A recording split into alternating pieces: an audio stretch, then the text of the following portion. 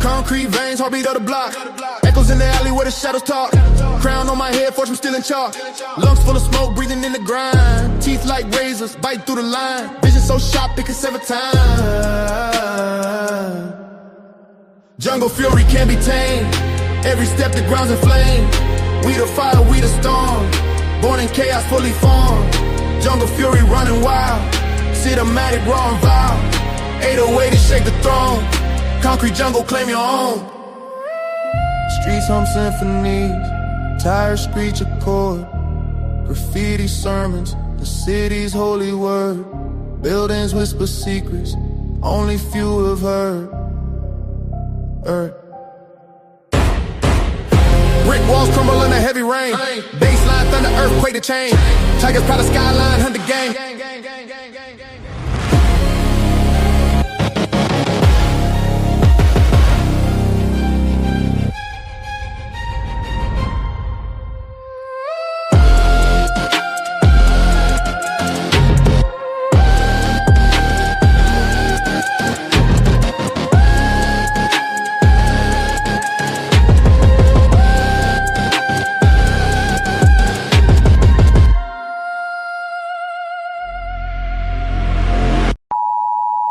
The content presented on the following show is intended for satirical and educational purposes only.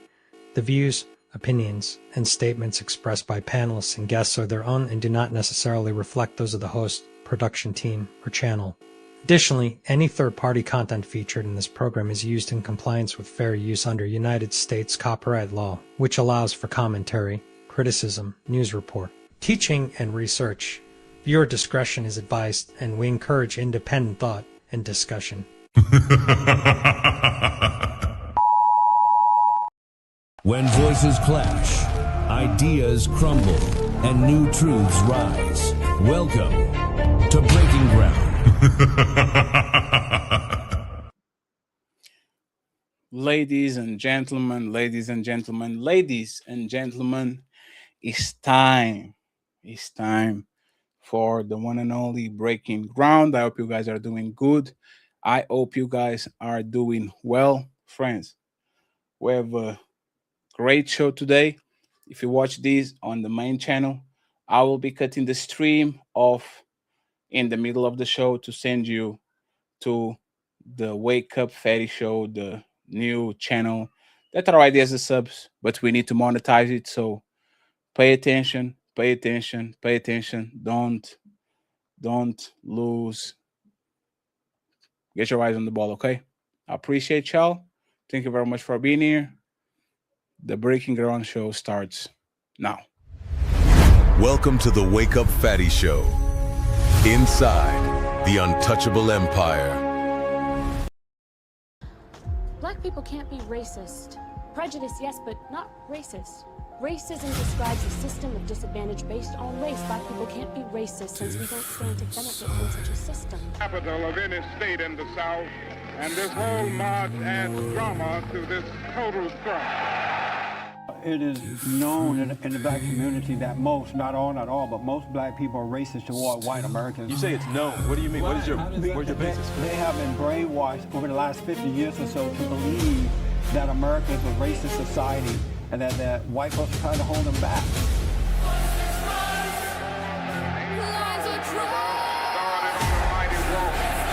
From Selma, Alabama. They told us we wouldn't get here.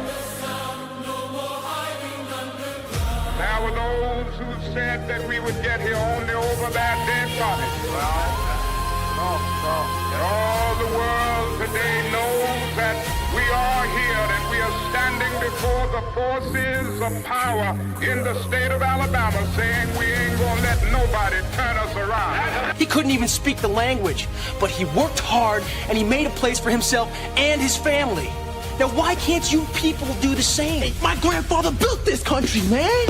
Why are African Americans still dying at the hands of law enforcement in this country? And so are white people. So are white people. What a terrible question to ask. So are white people. More white people, by the way. More white people.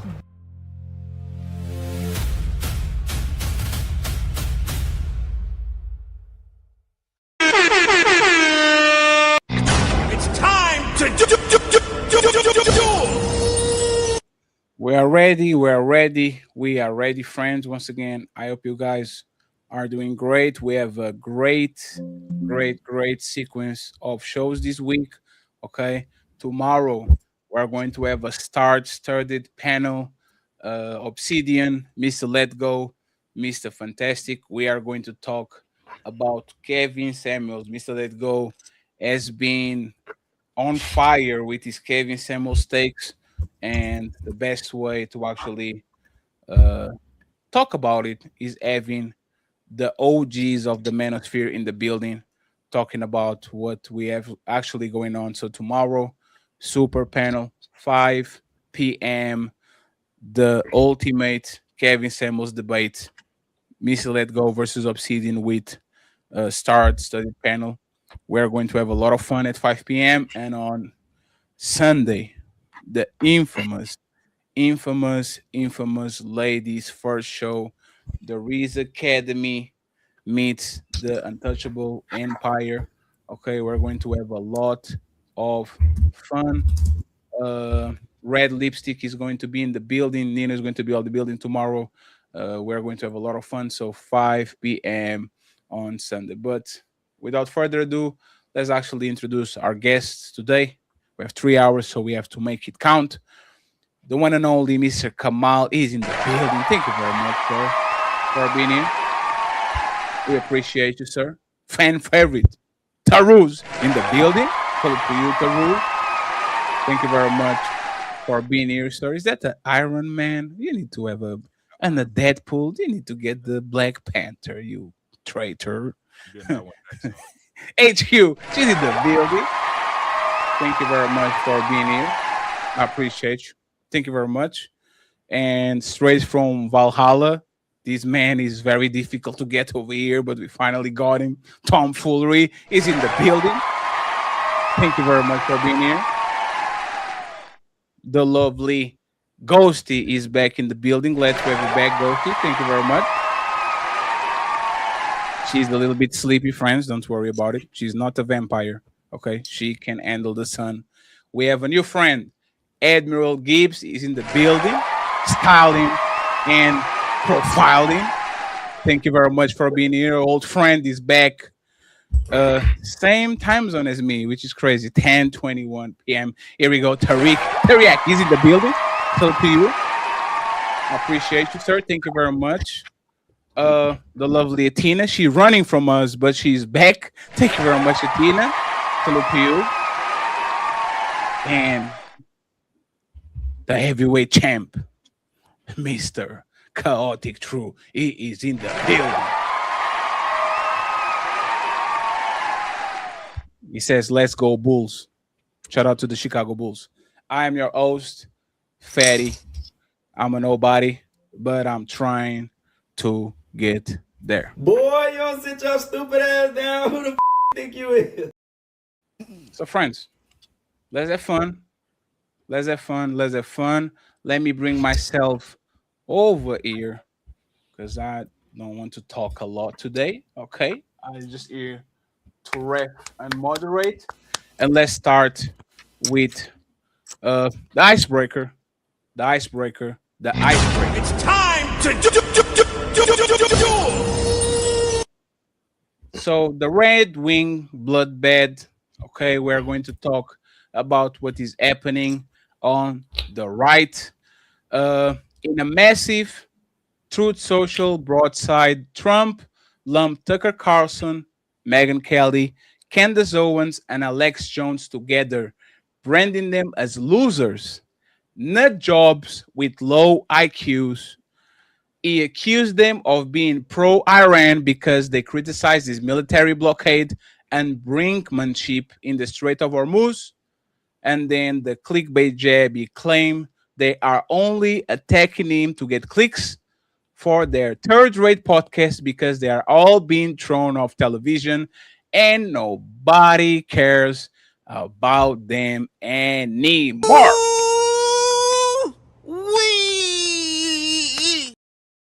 So let me start with somebody that actually has a MAGA hat on it, and I want to hear from Tomfoolery too next. Tariq. Everybody uses which one is your perfect pronoun, sir? I don't want to miss your name again. Tariq. Yeah, teriyaki. Yeah, so think like Yes. teriyaki sauce, just without the E at the end. Or the I at the end, so it's teriyaki. I got it right. Thank you very much, sir. So what do you think about the Donald Trump comments? Is he right or is losing the plot because the biggest pundits on the right are turning on? It's time to do. Yeah, so the likes of Tucker Carlson, Candace Owens, all the stuff, they're basically traitors to America. Because each one of these low IQ retards would have you believe that Israel dragged America into the war when 8 months previous to this war, Israel literally landed bombs in Iran and there wasn't any preemptive strike needed. So, Tom, explain to me how Israel dragged you into this war when Israel already fired bombs and that didn't start a war. Unless Trump actually wanted to go into Iran. Tom, do you want to comment on that? I mean, I don't think that Israel dragged us into the war. I think that Trump is just an ultra Zionist simp already. It wasn't like this is a new thing. He's always kind of simped for Israel and bent over backwards for them. So this isn't like, I think Trump's choice is to be a simp for them, not that they're like forcing him to do anything. Just to clarify, so remember the clip. Go ahead. Yeah, so remember the clip where he says they don't know what the fuck they're doing, and then Trump called a ceasefire? Why would Israel fire bombs into Iran and then tell Trump to call a ceasefire on them? I'm sorry. I'm not understanding what that has to... He called for a ceasefire, so therefore what? Yeah, what I'm pointing out is you, apparently, along with low IQ Tucker... Same thing with Candace Owens. These are low IQ retards. Because to say he's a Zionist simp, but then he's the one that called a ceasefire and Israel listened to his command makes no coherent sense. And you're talking about the last ceasefire and what happened to that ceasefire? If I may, he's absolutely correct. Like right now, there's literally discussions from the Israeli government going on right now about how upset they are that Trump has dropped his big old nutsack on them and said, "Hey, you're stopping now. The blockade is working. China's capitulating. All of them are capitulating." He's been an outstanding brinksman and statesman across the world right now. He's dominating making America great again. He's making it America first, and it's about time these bitches, and I mean all these other countries, learn what the natural order is. It's us on top, and if you don't play our game, then guess what? You're going to get a whooping. And guess what? That's what he told Israel. He said, "Hey, we're going to help you out. You're our preferred ally in the region." And when he went in there, we dominated. We dropped stuff on them. They don't even know what hit them. And now Israel's going, "Oh, okay. Hey, we're in Lebanon." He said, "Guess what? You're going to stop that shit too because we're negotiating." And guess what? I am the negotiator. I wrote the art of the deal. Might have heard of it, kind of thing. What do you have to say about that, Tom? I say that he's a really shit negotiator. If the whole idea was for him to negotiate so that we didn't go to war, well, we're at war, so he didn't do a very good job of it, did he? Oh, well, let me just do something for you. This is the world's smallest violin. And it's playing a tune for you. Because guess what? We've been at war with these people for 30 years. They've been sitting here kidnapping our boats. What do you do when you get our boats here? Ask Japan. We unleashed the sun on them twice. They captured some boats a couple years ago, and Obama bent over and spread his cheeks. It's unbearable. Oh, so we haven't been at war with them for 30 years. Well, yeah, we have. We just the limp dick left has just been capitulating the whole time. Let's just give them their money back. It's okay. Yeah, Trump's going over there letting them know. Them money. What do you mean? Trump just offered them money. It's negotiations. You offer the carrot or you get the stick. Oh, okay. So yes, well, Obama gave them money in negotiations. Trump's offering them money in negotiations. Yeah, and what did we get? We got bupkis. Why cry about it when Obama does it, but you don't care? Well, now we control them. We control the oil market more than ever before. Beforehand, though, what were they doing? Oh, they were sitting here running game on us. It was like they were over on the block, sitting here going, "Hey, Papa, this is our street. Oil's our shit. How do you like the way that dictates?" And guess what we doing now? We over here showing them what the world's strongest military can do. Trump started the war, and now people got to pay. Like you're completely wrong. It was free for everyone until Trump started a war, and now they're doing shakedowns at the Hormuz Strait. Like you are windmilling saying anything, bro. And by the way, our Secretary of State, Marco Rubio, specifically told us why we got into this war. He told us Israel was going to strike Iran no matter what, and Iran was going to retaliate by hitting us. And we decided 8 months previously, I don't know where you're from, but buddy goes shoot up somebody. I'm going with him. What are you doing? Are you letting your boy 8 die? months previous, Israel already. One second, friends. Let him finish the rules. 1 second, Tarus. Your mic being drowned for what? Tarus, your mic being drowned out for the last 30 seconds. Like nobody heard what you said. So please, if you can rebut what you said again, I would appreciate it. Okay. And then Gibbs, Teriak, and the rest of the people can join in. Please, if you want to. Go ahead, Tarus, and interrupt. Again, Marco Rubio specifically told us Israel drug us into this war. So you guys pretending like Israel doesn't control us right now. They absolutely do. Let's just do a like one-to-one analysis though, real quick, bro. Like, all right, say you're with friends with somebody, and someone comes and slaps your wife or slaps his wife. Are you gonna jump in and whoop that guy's ass? Yeah. So someone slapped Israel. They said death to America, death to Israel. And guess what we did? Our boys we're gonna go shoot them up. Guess what? I'm there with them. Now maybe you let your homies out on the block die, but I'm over here. I'm with my boys. I'm fucking people up. But Gibbs, even to drop back one second, to drop back to the original prompt. This is why. This is why Trump. One sec. The word hurt you that much, Admiral, or your feelings hurt that much? This is no. There's no feelings. Friends, 1 second, friends. I will allow y'all to finish your thought. To finish your thought. Terry, I can interrupt. Thank you. Go ahead. Yeah, man. So again, it's so funny that our leaders specifically told us and admitted who brought us into the war, and we still got people fatty going, nah, that's not true. They didn't say that. And they right there again. We went over the ghost in the room? Who said that? I didn't say that. On my show, they have admitted over and over again. By the way, this is an illegal war because remember, we got rid of their nuclear facilities in June of last year. So what are we trying to get rid of? And Admiral Gibbs, so said we won the war already.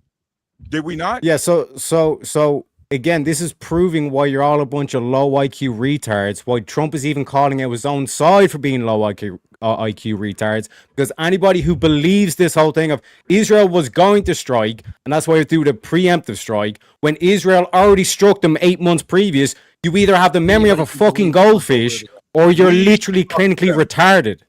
So why did they do it then? Why do you think they did it? Because we want to control the Strait of Hormuz and we needed an excuse, and Israel, being our strongest ally, gave us that perfect excuse. That is the most backward logic I've ever heard. The Strait of Hormuz wasn't closed. Backward logic. Trump said he didn't think they were going to close the Strait of Hormuz. And then now that they closed it, now the whole goal is just to open the thing that wasn't closed before we bombed them. Because closing the strait absolutely no sense. Yeah, it affects China worse than thing. But your whole take was that Israel was the one that dragged us into this war, which is a low IQ take, which just proves our point that we've been saying along. You're all a bunch of retards, because on the one hand, you believe Marco Rubio, and then the other side you say, oh no, Trump's lying or Marco Rubio's lying. So which one is it? Because we can look back at the historical events. Israel literally firing rockets into Iran did not start this conflict. But then the fact that they got intel that Israel was going to strike, all of a sudden now they have to do a preemptive strike. Explain that for me. All you doing is just up here yapping, bro. At least we have something tangible to look at. You have nothing tangible. I'm pointing to 8 months ago when Israel literally, when Israel 8 months previously, listen, Tarus, listen to me. 8 months previous, 8 months previous, Israel already fired rockets into Iran. Who struck the nuclear facilities and said it was complete It wasn't 8 months previous. 8 months previous, Israel literally fired rockets into Iran. Can you deal with that point?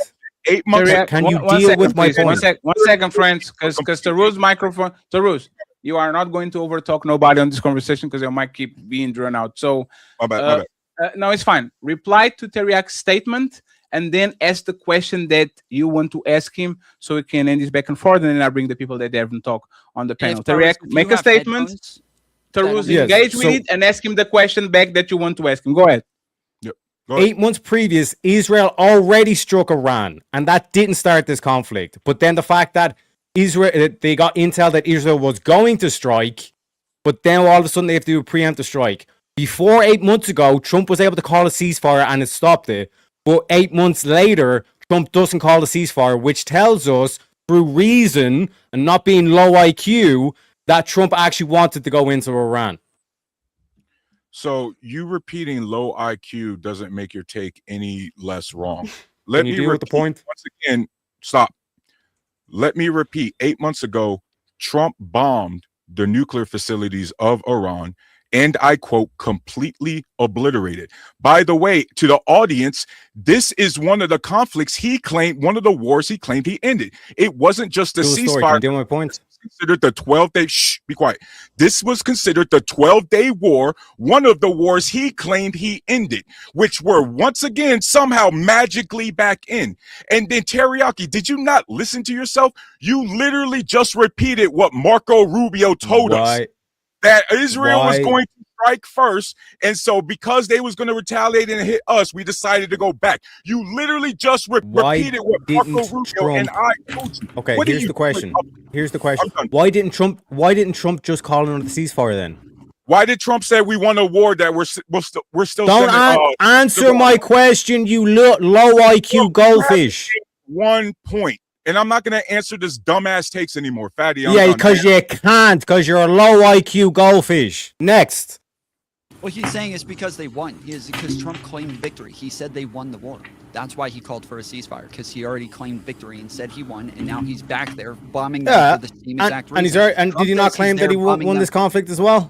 So why didn't you just call another ceasefire? Yeah, exactly. Correct. Yeah, so that's the kind of the point. Is that he's been trying to get a ceasefire in this as well. He's been begging for a ceasefire since like after the first. Yeah, but 8 months ago it worked. Yeah, but hold on, they are two separate events. Hold on, Tom. You're over here. You're over here. This is framing. Hold on. This is crazy. First of all, yeah, we did have one first conflict. You know what happened? We whooped their ass. They capitulated. Then we have a new conflict. They started, hey, we're gonna do some more bullshit. And guess what? Now they're the weakest they've ever been. They've got no Navy. It's out the bottom of the ocean. They have no Air Force at all. The two T-14 Tomcats they had blown to hell. They had so many people searching for our guys when we had one little fuck up and we got in and out. They've got such a bad ass whooping. They're shooting like 2 drones a day now. Like, this is a whooping in every practical sense. They thought they were going to give us a blockade. Now they're overseer. We literally have quotes from their president right now in a leak saying they cannot handle the economic pressure and the infrastructure damage that Trump is putting on them, and they are weeks away from collapse because they won't be able to pay their military. They won't be able to pay their leadership. This has been an unequivocal ass beating of generational proportions. I tell you what, I can't believe that you're going to sit here and act like, oh,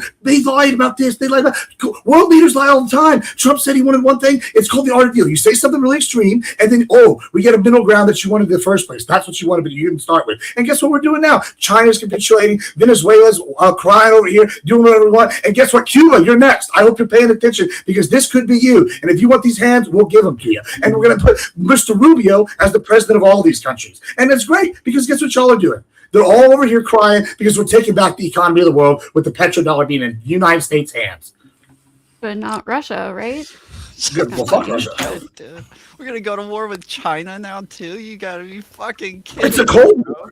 We're already at Cold War with them. Are you it's a Cold War. So so they don't want. We're not saying you want these hands. It's a Cold War. Okay, so totally. Well, I mean, if they want these hands, they can get them. But right now, we're currently at a Cold War, economic war with China. They're our adversary. Do you disagree with that? Isn't Trump trying to be like friends we're with not them? Going to a full-scale. Nobody said go to war. You said go to war. You just said they were threatening. If they want these hands, they can get them. That's what that means. Sure. What is it? It's called posturing. Okay, so you were saying that. I don't know why you backed off of it immediately. I didn't back off at all. Flip flop over. What are you confused about? What are you confused about? You're the one who's confused. You said that they want these hands. You're acting like we're threatening China to go to full-scale war with them, and we're not. Yeah, we're saying do something, bitch. You see what Iran's getting? You want some of this too? Like, guess what? Hey, if they think they can go take Taiwan, they can get the whooping there, but they're not going to. So we're going to keep getting our chips produced by Taiwan. We're sitting here. We just made a pact with Indonesia to hold the Strait of Malacca. I can't say the word, whatever. But it's got 25% of the war, 25% of the ocean revenue goes through that strait, and we just signed a mutual defense pact with Indonesia. Who controls that? Oh, guess what? You don't think this is all some sort of economic long game? If you don't, then guess what? I don't want to say it's low IQ, but you're at least ignorant of how foreign policy works at the world stage. Sorry. Let me get. Go 1 second. Go see HQ. You did the confused face. Do you have anything to add to this? Well, I'm just trying to figure out if United States has such a foot on the neck of Iran, why is it that J.D. Vance came back and they couldn't make a deal? If the United States was so much the man, why is it that they couldn't make a deal on Saturday? They got all the advantage. You said they got all the advantage. Right. They the big dogs in the yard. Why is it that they came back without the two things that they actually wanted?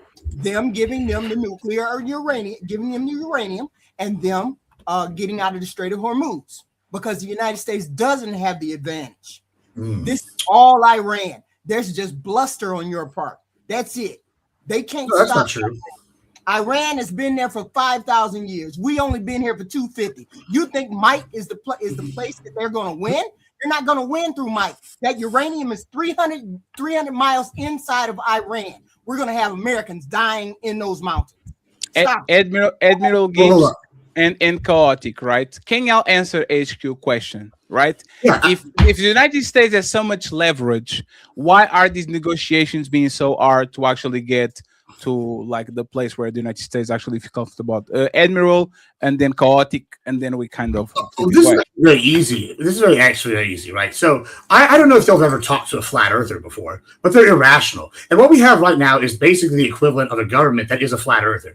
And this is the reason one. It's two-part reasons right here. One is they're all flat earthers of political sphere. They're all religious zealots. They're sitting here going to be a theocracy. They're not what we call rational actors. They don't care. The other reason is power. Every time one of these people at top that stands still, stands firm, gets taken out, guess what? Someone new rises as their golden opportunity to be the big guy. And if they're the one that can negotiate the peace with the great Satan and look like they're a tough guy, they're going to keep doing it. And so what? That's what they keep doing. And then China over here is whispering and they're trying to do one thing. But yeah, that's why they're doing it. And also, J.D. Vance got put in home as the fraud guy. And we have Marco Rubio doing most of this. It's called the State Department. They have separation of powers. Yeah, J.D. Vance does this. But yeah, guess what?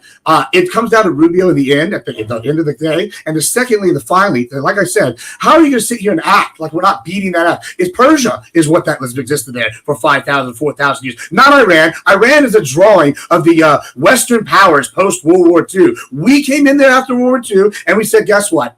We own you, and we drew up the land just how we wanted, because that's what we do as the superpower. So you're just wrong unequivocally at every level. And guess what? There's a reason why the Kurds are one of the big minorities there. You have the Taliban, before they got invaded by Pakistan, was talking about potentially fighting Iran over water. And so all these things are just mitigating factors that you're ignoring. And yay, you know what? You're right there. Clearly, you didn't bring any of that up, but you know more than me on this subject. Slow down. Patty, respectfully, he did not answer HQ's point about leverage. He said to talk fast if we're going to talk. You didn't answer. It's totally fine. We go right back to the drawing board, and if he doesn't want to, I have chaotic answer. Why is it be so difficult since the United States have all the power? I did answer. I said they're not rational actors. One, because they're basically religious zealots, and I said power. Someone else going to step up. Now, hold on. Just because y'all didn't listen or didn't understand what I was saying because I spoke fast, was trying to respect people's time and get it out there quickly, this is not my fault. That's on you. So don't say I didn't answer. Don't run away. Can't make a deal because they're irrational religious zealots. That's the answer. Yeah, that's what he said. Yeah. Have you ever tried to explain to the flat earthers what the flat earth is, what the round earth is? You think I'm sorry. I think you need to read The Art of the Deal. Didn't Obama make a deal with Iran? Then it was terrible. And it was working. Obama it was not working. And it was working. That's why they enriched it at 60%. And the international organization Overwatch that said that they weren't doing this. So you're just lying again. After we pulled out of the deal, they enriched to 60%. You can't say the deal wasn't working. After we pulled out, they started enriching. Absolutely That's false. ridiculous. Stop lying. I'm not lying. You're lying. It sounds like also you gotta think evidence in the feedback loop, by the way. All saying are wrong is in compliance. Stop. To Ruse, you know why your mic's cutting out? I know the answer to this. It's actually you need to put, like, if this is not bashing. If you put a headset on, you're getting a feedback loop. So whenever somebody else talks, it cuts you out. I wasn't trying to bash you there on that one. Just it was not like dogs are upstairs, so I got to be listening. No. Yeah, your microphone is loud, but is one of those microphones that is so good. There's like the equalizer or mixer, whatever. So when you talk, if somebody talking, it drowns out. But I'll make sure to tell you so you can actually get your turn. Do you want to add anything to this before I bring Chaotic and Ghosty to the middle? No, I mean, the fact that he says that these people are irrational and they're not thinking clearly, and I think they're thinking very clearly. I think they had a strategy before the Americans came to try to take over whatever they wanted to take over. I think Iran is on track to do exactly what they've been doing or wanting to do, because don't you think they've been sitting there waiting for the American people to come get them? They've been waiting there for all this time because Netanyahu has been in the United States ear all this time trying to get them to attack Iran. They're waiting for Americans to come over there. They're waiting for you to put ground troops on land. So no, the United States don't have control of this whole thing. They just don't. Yeah. They're real quick, HU. Like everybody else. How did that work out for Khamenei, the dude they blew up? How did that work out for him? I'm sorry for him. What, the leader? The leader they blew up. And then they immediately replaced him with somebody else. What? And they blew him up. And then they replaced him again. And they blew him up. And then they replaced him again. And we blew him up. And now they apparently have a leader, which is a cardboard cutout of the dude because he got blown up as well. And yet and still, Saturday, Vance walked out there with his tail tucked between his legs, didn't have a deal. Because you do not negotiate with terrorists. Oh my goodness. The whole point is to negotiate. What do you mean? The whole point in doing this is to negotiate. You do not negotiate with terrorists. If you don't negotiate with terrorists, why are they negotiating with terrorists? Kind of because they kind of want the Iranian people to rise up. No. If you say you don't negotiate with terrorists, but JD Vance is saying that Donald Trump on multiple tweets saying you better take this deal or else, isn't that kind of negotiating? No, you're buying time because Pakistan has nukes. So you have to make sure that you don't upset Pakistan too much, and you buy time for the Iranian people to rise up and overthrow the regime themselves. Wait, Part of the you deal, just baby. said that he negotiated a deal with them and a ceasefire with them 8 months ago. You just said that. No, I was saying that this whole theory that you have in your head that Israel controls America, how could Trump say ceasefire and then Israel control them? It makes no sense. Why would Israel fire a rocket and then tell Trump to call a ceasefire? Us as well. We negotiated the ceasefire. We were negotiating with them. We were part of that war. We were also bombing you told them. Israel to stand down and Israel stood down. What does that have to do with anything? Did he negotiate with Iran? Yes or no? At war again. Yes or no? He didn't negotiate with Iran.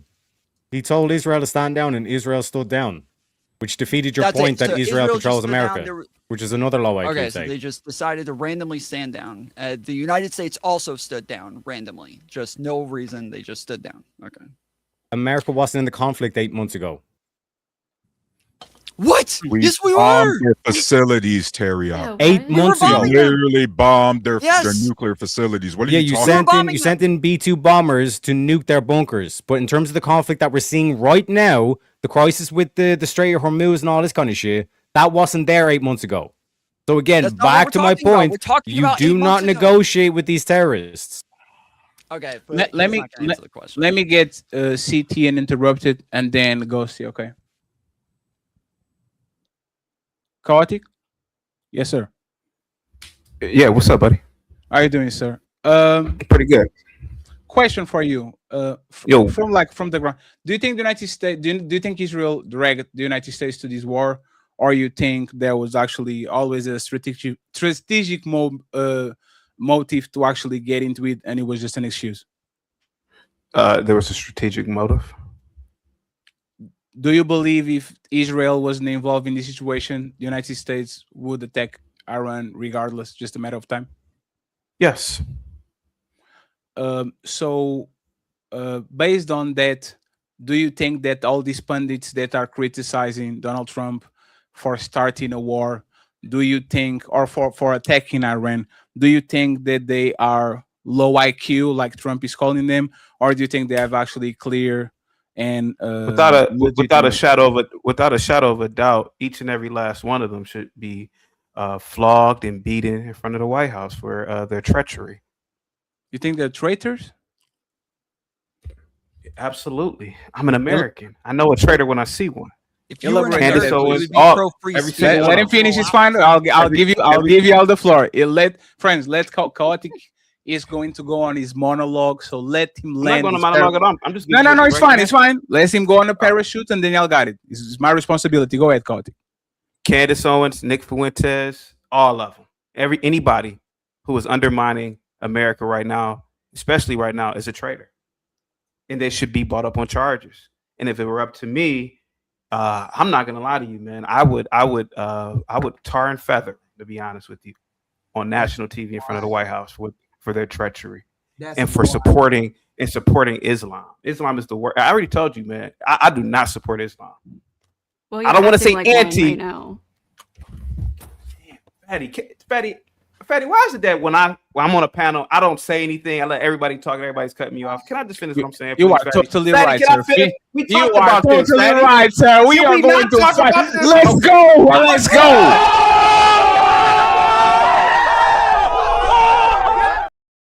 I agree with him. I agree. Let's go. Give me 15 more seconds. I'm gonna say it again. They are turncoats. America is the greatest country on the planet. If it were not for America, I would argue we'd be in a damn Stone Age. Any foot on the neck of Islam is a good thing, in my opinion, to be completely honest with you. I'm gonna land my plane right there. Go ahead, guys. Damn, now everybody quiet. That's crazy. I wanted to ask, what charges should they be brought up on? You said they should be brought up on charges. What charges? Yeah. What law? What charges? Well, obviously, bro, I'm not an attorney. Obviously, they've broken no law, right? Obviously, I'm speaking from the sense of a proud patriot in my own opinion. But nevertheless, man, it is not the time right now to undermine Donald Trump and his administration in this country.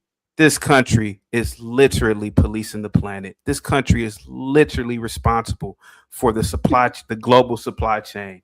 And anytime you undermine this president, anytime you undermine this administration, you create people who will undermine systems and authority in America. I live around a college. I live in around a university, a very respectable private college. You should see the stupid kids they literally have Free Palestine shirts on walking around. You can't make this stuff up. They literally will wear the enemy's clothing right now.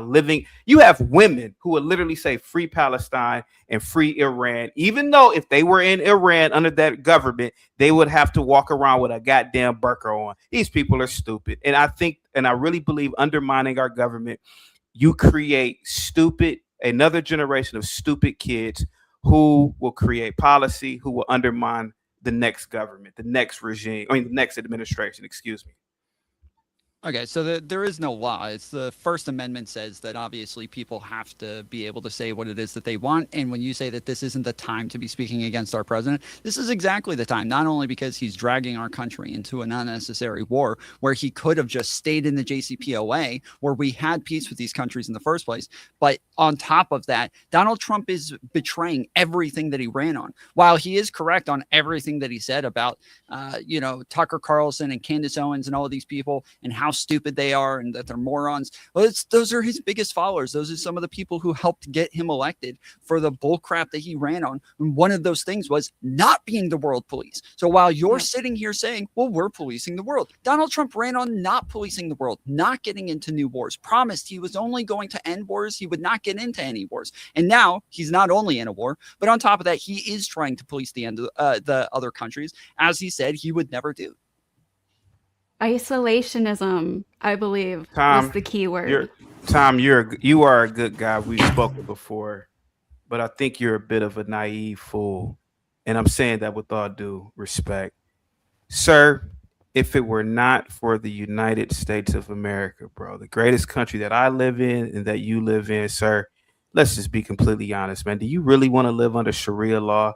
Do you really want to live under dictatorships? Hold on for a second. Let me just finish, man. Let me finish because, I'm so tired of this treacherous behavior from people on the left. It's sickening listening to you guys, to be completely honest with you.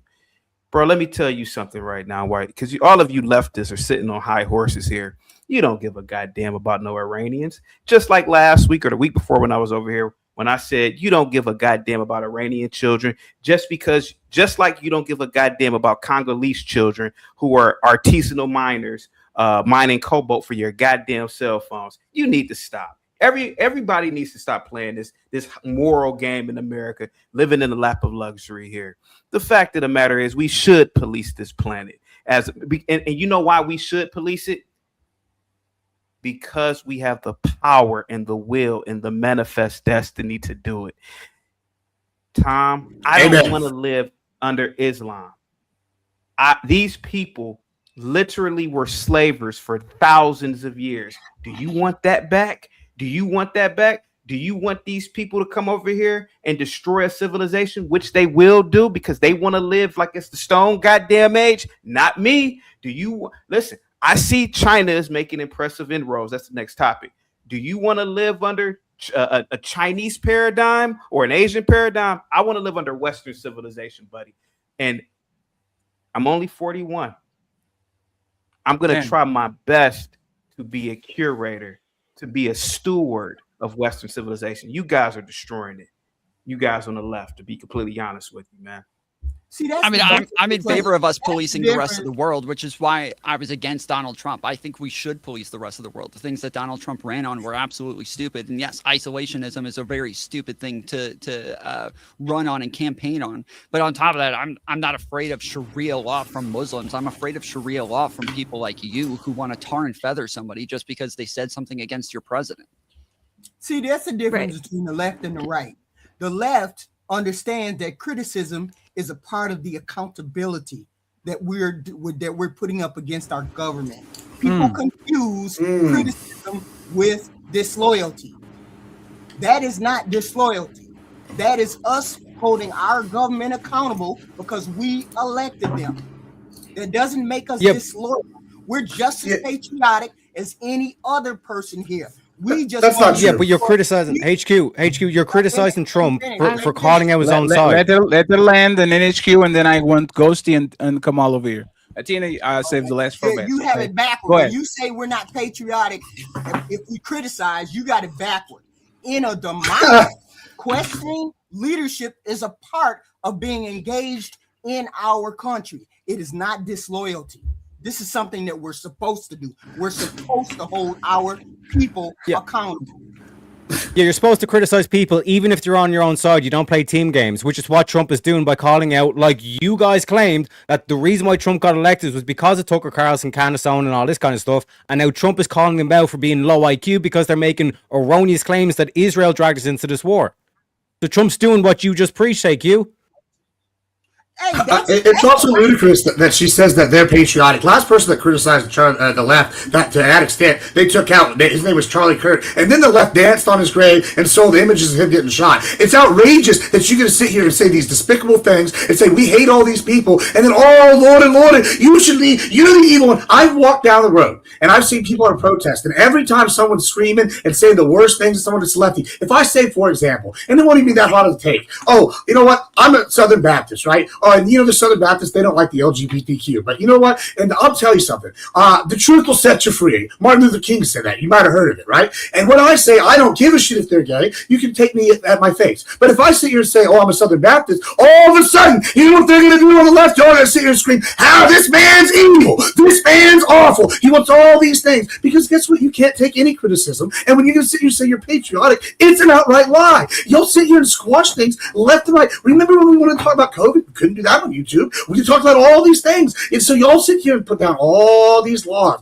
and say, oh, Lord, we're going to sit here and be patriotic. And then y'all are the ones killing people that disagree with you. You're the ones that are sitting here saying, putting down laws, saying we can't talk about things. And then you want to try to turn around and put this branding onto Trump, saying that's what he's doing. That's not what he's doing. He's been saying he's going to whoop Iran's ass since the 80s, if you've been listening. And when y'all talk about inconsistency, he didn't say isolationism. We've called it back, going back to the Monroe Doctrine, or a modern version, the Donroe Doctrine, where we control our hemisphere. We look out for America first at a worldwide level. And you just maybe have been sitting here and mischaracterizing that and lying, but that's the truth. And maybe you should pay attention to what the truth is, and y'all wouldn't be so confused. Thank you. Sorry, what did Trump say? What did Trump say about the senators that got shot? Our hemisphere. What did Trump say about the senators that got shot, about Nancy Pelosi's husband, about executing people in Congress, blah, blah, blah, blah, blah. But besides that, you guys are all fucking hypocrites. You guys, so we started with no new wars. We started with isolationism. We don't want to get involved in Ukraine because America's done policing the world. Okay. Mm-hmm. You guys are absolute fools if you think we are involved in Iran because we're afraid of Islam extremism. This is again another fucking excuse. We're only there because Israel wants us there. If Israel was fighting Russia, shut up. If Israel was fighting Russia, England said the exact same thing, and the rapes have skyrocketed by 10. The rapes in England was 8,000, and now they're 80,000 in England because they said Islam's not a threat to Britain. This isn't Britain, dude. This has nothing to do with Islam. Muslims We're talking moving about Islam. to America. Islam can go fuck itself. You are fools. It has nothing to do with that. Also, you guys are fucking. You guys are so fucking hypocritical because you guys act like religious zealots in our government. You guys act like the Islamists. Yeah, I could be a hypocrite all I want. Can you stop talking when I'm talking? It's the first time I'm fucking talking. Jesus. All you're doing is doing ad hom fallacies. You need to actually make an argument. I actually am. You're not fucking listening. Sitting here and saying we're all fools. Address our arguments, not us. I called you hypocrites and then I explained why. That's not addressing our arguments. Calling us hypocrites is not addressing our arguments. Well, if you talk over me, you probably can't hear my fucking argument, so. Your argument is blah, blah, blah. You're all fools, blah, blah, blah, blah, blah. Says the guy who had repeated low IQ losers for the first 30 minutes. I proved that you're low IQ because you're not able to answer questions. You didn't answer our questions. What are you talking about? You immediately shut the fuck up. I answered the question. I answered the question. Real quiet, real quick. You see what I'm saying? He's sitting there going to go, oh, you guys aren't asking our questions. Why didn't Trump call another ceasefire? Can you answer that question, Tom? I already did. Okay, yeah, you did. You see, you're a disingenuous prick. Okay. Did I say because he said we won the war? Did I say that? Yes or no? Just yes or no. I don't need another ramble from you. Yes or no? Did I say because Trump said we won? I'm asking you, why did he not call another ceasefire this time round, Tom? He did. He's been calling for. He's been trying to negotiate one. What are you talking about? We're in the middle of negotiations right now. We're trying to shut up on social media about the ceasefire. Like, what are you crazy? Have you been asleep? So 8 months ago, he called ceasefire and Israel stood down. And now they're trying to do a ceasefire. But like I explained to that, he's using their own tactic against them. The same way Iran negotiated with Obama when Obama sent them over planes full of cash, and you were like, that's a good deal, which again highlights how you're low IQ. See how I proved that, Ghosty, that you're low IQ by sending money to terrorists? You think that's a good deal? That's a low IQ take. I'm not a fan of Iran. I'm not a fan of Islam. But you guys are idiots to think we're getting in a war with them because of that and not because of Israel. It's just cope. It's literally straight up cope. Yeah, again, there's no reason. Nobody knows why we're there. Saying that it's cope. I know why we're there. We are allies with Israel, and when they need us, we do it. But when Russia, who is also an enemy of the United States, gets in a war with one of our allies next to NATO, we're like, nah. Who cares? Nah, we don't want to do this Ukraine. we don't want a world police anymore. You guys have no fucking values. And it's just funny because like Candace Owens, Tucker Carlson, this is the first time I've actually seen MAGA stand up for their values and not go against their own values in support and following Trump. But his followers are clearly deterring the other way.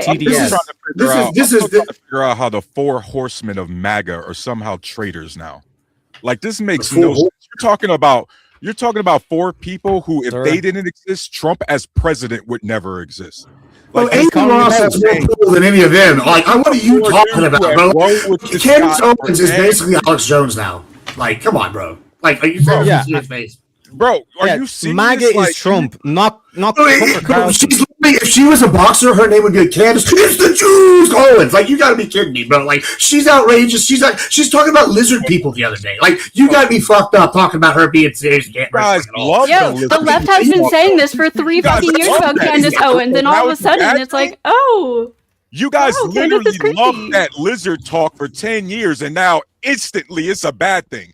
This is why nobody takes MAGA and conservative seriously, because you don't take yourself seriously. This is insane. That's not true, because again, this is not an argument. Candace started going. You guys are not serious. Can you make a point? Started to separate them. I did make a point, bro. Oh, and Obama didn't send saying we're not serious is not a point, bro. Obama didn't send plane loads of money over there just to bribe them. We owed them that money because they bought equipment from us that never arrived, so Obama sent the money back. We did not send money over there just to begin. HQ, Iran already just made a hell of a lot more under Trump with this whole Strait of Hormuz fiasco than the pallets of cash. It's an obsolete talking point, but they still up here yapping. Right? Yep. They've made more money. Trump said he was going to enter into They made more money is what is going to do it too.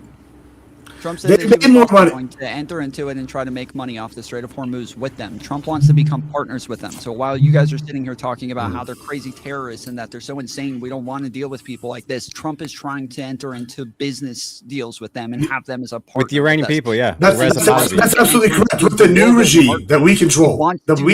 Yes. Reza Pahlavi. How well has our regimes that we put in place before worked out? Pretty good, considering we run the Middle East now. We own Saudis, we own the Kuwaitis, we own Qatar, we own Israel, we own Jordan, we own Turkey. These are our bitches. I don't know if you heard of NATO. They're getting bitch slapped right now because they weren't actually our allies. They've been stuck on the fatigue. And guess what? Ukraine, they don't have the same agreements that we do with Israel. Guess what Israel's got? They have their own versions of the F-35 and F-15 that are better than ours, and we took stuff and taken stuff from them. They invented new tactics to use with these planes. We've taken that and used that. Like, so when you're talking about that versus Ukraine, guess what? Ukraine, now they bought some weapons, they invented some new tech, and they're worth it, damn. They negotiated a mineral rights deal with. Okay, now it's worth us getting involved a little bit over there. But as before, no, they weren't our allies. That's why they got our fucking World War II cast-offs that are still better than Russia's top tier shit. And also, Russia, they thought they were going to do good because of the oil and Iran thing. And then guess what? We gave them intel, and they got their oil refineries bombed. And now they haven't made any money. So also, when you're talking about Iran doing well, you're wrong. They haven't done well. We literally, on tape today, it's all over the news, have the current guy that's being the president told that he can't even say, hey, we can't pay our people. So if they're so rich, how the fuck are they fucking not able to pay their people? Come on. Like, which is it? Can I ask you a question before Tina and Mr. Kamal goes? Why are the United States so willing to do business with Iran, but they were reluctant to do business with Ukraine?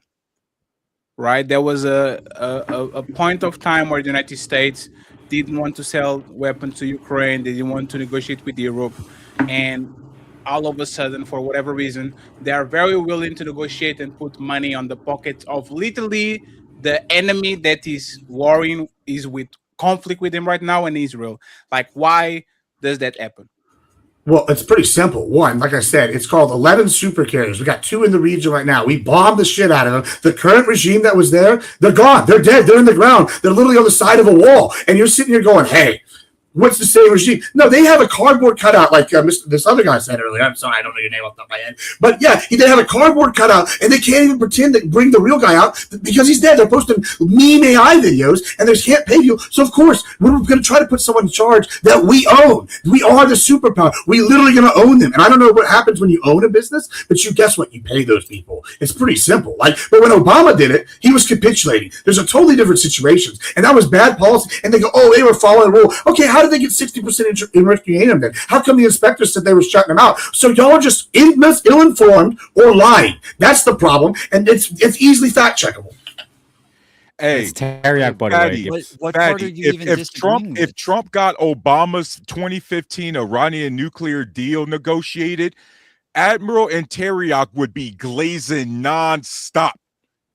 They would be glazing Trump hard nonstop. And guess what? Obama even got Russia to sign off on that deal. Trump is out on an island by himself. Pathetic. This is pathetic rhetoric coming from you, bro. This is insane. Yeah, you're a projector. You're a projector. Of course they're going to sign off on the good deal. If I see my boy taking advantage of the car dealership and just pulling him over the barrel, I'm going to be like, yeah, boy, sign that deal. Of course they're going to say that. Jesus Christ. What logic is that? This is cope. Let me get Tina. Let me get to Tina and Kamal over here, and then I'll open the panel, pass the microphone to Chaotic, read the super chats, and then we go to the next topic. There's 280 people watching. I appreciate y'all. Thank you very much for being here. We're going to read the super chats in a second, and in a few, I'll send everybody to the Wake Up Fatty show. So if you're watching these on any platform, please support the content creators. We are going to read every super chat, no matter where you send it. So make sure you support them, please. Go ahead, Tina, Kamal, and Chaotic, take us on super chat in a few. It's kind of hard because it's like there's certain things I agree with like the left, and there are certain things I agree with on the right. And normally I'm extremely far right-winged, but to say that like someone's above reproach is kind of crazy. And sir, I don't know what your name is. You have that rectangular mic. I think it was a little bit of a Freudian slip when you said challenging this regime. Like that was, and no one said anything when you said that in regards to the Trump administration, and you corrected yourself. But honestly, when I voted for Trump, I do not support Palestine. I am not a fan of Islam. There's a lot of things that I don't like at all. But when I scrutinized something that Trump had done, when I tell you these people came out and started attacking me the same way, because, and I say this was my temporary insanity, I guess, in college when I was more left wing for a few years of my life, temporary insanity. I noticed the same thing whenever I was like, hey, you guys, we have to be able to have these conversations. And then the people on the left were acting extreme. And now I'm seeing the right wing people do the same exact thing. I think it's hypocritical on both sides. It's like watching a bunch of toddlers fight with each other. And it's very frustrating because both sides have some actual good points.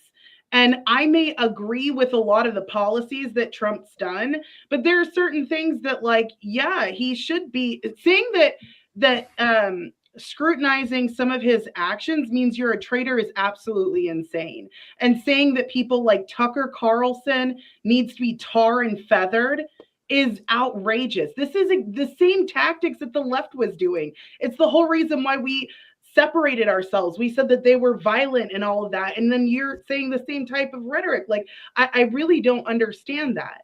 You're doing the same so exact real quick, thing and I'll let you go, Chaotic, after this, but real quick, Athena, I just want to gauge your point. If Tucker Carlson was giving confidential information to the Iranian regime, would he deserve to be tarred and feathered?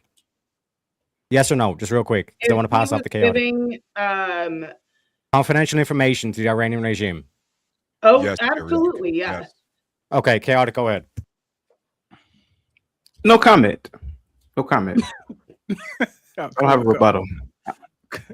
No, that's my opinion, man. I already said what I had to say about it. What? Damn, Kartik didn't fight. I'm very surprised on this one. Come on. You got it, my brother.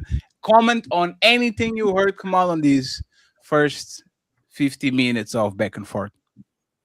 Man, I gotta say, man, Fatty, you are the Jerry Springer of the digital streets right now. Oh, don't do it.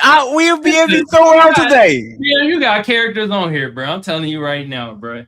Y'all doing awesome. Nobody calling nobody names. Hey, by the way, my editor told Teriyaki to ease with the R words because he has a lot of work to do afterwards. So don't do that. Go ahead, Kamal. My man. Go ahead. Man, it's been a lot, man, taking this in. First of all, I'm so confused. Teriyaki, bro. I ain't gonna lie, bro. That accent is coming through real thick, bro. I don't know if you Irish or you American, bro. He's Irish. Gibbs, they want you to turn down the mic, bro. They say you kind of loud. You sound kind of like a wrestler, bro. This is my thing. Oh yeah. For real. I don't really want us to go in a war like this, you feel me? Because I know people that got kids that will be drafted. But goddamn it, if we in a war, I want America to win. I don't want no motherfucking Chinese people ruling over me. F that. I know how the races is out here already. Them Chinese races, hell no. Y'all see what they doing to them African people over there, beating them with sticks and shit? F that. Y'all people be sounding crazy if y'all want America to lose if we in a war. That sounds. I don't want America to lose. You said that. I don't want America to lose. Like I'm totally on America's side. I just don't think that this is like beneficial. Gibbs keeps like bragging that we're beating up on tiny little nations that are nothing compared to us, so that we own Qatar and we own the Oman. Like these are not countries that are even in the same league as us. And shit. If us withdrawing right now means we take the L, absolutely, because that means no more deaths. And so if that means we take the L in a war we should have never been in to begin with, then so be it. Including American deaths. Yeah, there will be more. You do understand like the concept of like mowing the grass, right? Like if I don't go and mow the grass, then it's gonna keep popping up. And you know what? I'm gonna say the kind of heartless take, right? And I'm just gonna go ahead and bite the bullet because someone needs to. Like, listen, these people are not our fucking friends. The current regime over there is not our friend. China is not our friend. Russia is not our friend. Venezuela, they're our bitch now, but they're not our friend. All these people right over there, they are working to set up an economic system that is against the United States. That's what BRICS was. I think it's called SYNC now. But that's what they were doing. They're sitting here. It's been an economic war, world play against us right now, against the petrodollar, against American dominance. They want to move to multipolarity as opposed to unipolarity. If you're disagreeing with that, then you're wrong. I'm just sorry, you're wrong. And now, here's the problem. I don't want to live under any other country rule, whether it's Chinese, Japanese, American, that's not anything that's not American. I'm out. I don't want it. I want to be America first. Shit, we should just conquer the world all, honestly, and just bring freedom to everybody, and then they can rule it wherever. I don't give a shit. That'd be the best case. But we're not going to do that. In the meantime, though, we have to go mow the grass. And Iran, if you just leave them unattended, they're going to fester like a wound. You don't let a wound get fester. You go in there and clean it out with rubbing alcohol. Now, that might sound bad, but if we don't do this, you know how you're worried about deaths? It's going to be way more deaths when they're over there trying to genocide Israel. It's going to be way more deaths when they're over here spreading Iranian influence, which is a Shia regime, against our Sunni allies. That's what's going to be bad, too. It's going to be even way worse when they cut off oil to other countries and use that to fund the war in Russia. Oh, so you like talking about all these deaths and you want to sit on your moral high horse, but you're actually causing more deaths by sitting here and want to capitulate instead of getting the job done just because it's, icky. Like, I'm sorry. I'm not worried about that. I understand as a rancher that if you go down there, sometimes you got to shove your hand up a cow's ass to save it. And guess what? That's what we're doing now. We're putting our hand in a dirty situation and we're getting dirty and we're getting the job fucking done. But it's not. And just real quick, Tarus, how many American lives are lost per year just training for the military? Do you even know? I don't know, but we're talking about combat right now. Anywhere between 200 to 400 American lives are lost just having a military. That's the cost doing business. You've lost 15 soldiers so far in this conflict. This whole thing is like we're losing American lives and all this kind of stuff. A bunch of kids that didn't have to die, a bunch of civilians that didn't have to die. Like, I don't get what you're pointing. Training is something that's necessary. It's a little bit different going to war. But when we're talking about like trying to deal with like so your whole argument of life, American life, is moot. They signed up. Go ahead, Tom. No, it is, especially when we're talking about an illegal, unprovoked war. Yes. Like seriously, stop trying to minimize that. Bro. Did Congress declare war? Oh my God! Then Hey, it's not Fatty, illegal. Hey, Fatty, we talked about this 2 weeks ago. We should have like a whiteboard of obsolete talking points that we have destroyed. Congress hasn't declared war since 1942. So, audience, according to Teriak, Korea wasn't a war. Vietnam wasn't a war. The Gulf War in the 90s wasn't a war. Iraq and Afghanistan wasn't a war because we didn't declare war. Do you understand how stupid you claimed sound? it was illegal. He wasn't saying it wasn't a war. Presidents get it's called authorized use of military force. Right? So stop this idea of, well, it's not technically it's a war, it's a conflict. Illegal. You sound like Vladimir Putin. It's not a war, it's a special military. I have a follow-up question. I have a Teriak. Wait. He didn't say it wasn't a war, though. He didn't he didn't say it wasn't a war. I He thought was he saying did. it wasn't I thought illegal. he did. That's He said exactly it what I wasn't heard. That's my whole point.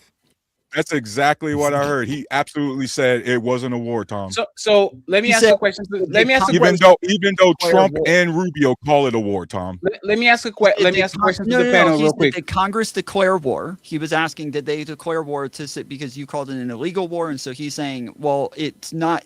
He's saying all of the other wars weren't declared either. So if this one's illegal, then like every conflict that we've been in since World War II would be illegal as well. But is that one second, friends? Is that semantics? Is that semantics? Because the war thing is, but again, that wasn't the argument that he was making. So I'm just saying, like, it wouldn't even make sense to get into the like that was the argument. That wasn't his. Tom, respectfully, I think that was the argument he was trying sure. to make. So who thinks that this conflict / war is legitimate? Put your hand up. Who thinks is legitimate? So we have Admiral. Legitimate. What do you mean by legitimate? Legitimate means it's justified. It's justified. Like it's justified. Oh. Yes. So we have Bettina, we have Admiral, CT. Like I don't think it's illegal. And Teriak. I don't. No. Not that's why I'm not using the word legal or illegal, because technically none of these wars were authorized by Congress. To be honest, Like there's a good reason to start it. Do y'all like the? So way more complicated than that. Can I explain why we're absolutely Tom, the reason why we consider Tom, we're going to use like Iraq standards when we're talking about illegal. So remember how Iraq ended up being a legal war because they lied about weapons of mass destruction? This is how we're talking about a legal war because they're still talking about nukes that they said they obliterated 8 months ago. Yeah, well, so that's why I would say that, like it's problematic because Donald Trump pulled us out. Donald Trump pulled us out of the JCPOA, which is what started this problem in the first place. Right. We wouldn't have to deal with them enriching uranium to 60%. Under the JCPOA, they never enriched uranium. Then Trump pulls us out. Yes, now they're enriching uranium. So now you've created the problem that now you're going to war with them over. And then same with like, them closing the Strait of Hormuz. You caused them to close the Strait of Hormuz. And now the conflict is over whether or not the Strait of Hormuz is open. So he keeps like setting people's houses on fire and then spitting on it and wanting everybody to thank him for attempting to put it out and failing at it. Like it's that this is kind of like when you say justified or whatever, like it's kind of that if in a scenario where Iran is enriching uranium, yes, I think it makes sense for the United States to go over there and put a stop to it. But when Iran is agreeing that they will only enrich uranium to civilian levels, just as it was within the JCPOA, and if we come to a similar agreement to the JCPOA, they will agree to that. But Donald Trump refuses to get back into a deal like that and says that instead they can't enrich uranium whatsoever. He's insisting on 0% enrichment. That is where normally the circumstances I would say would call for us to go to war unless they're making good faith attempts to negotiate, and Donald Trump is the one who is not making good faith attempts to negotiate. Then it kind of changes. Yeah, Tom, they're expecting Iran to honor an agreement Trump pulled us out of. That's no longer it's that call that out directly, man. This is trash. Let me ask CTD. CT, do you believe that Iran should take Donald Trump's word when a deal is on the table? Do you think they should believe his word? Do you think? Yeah.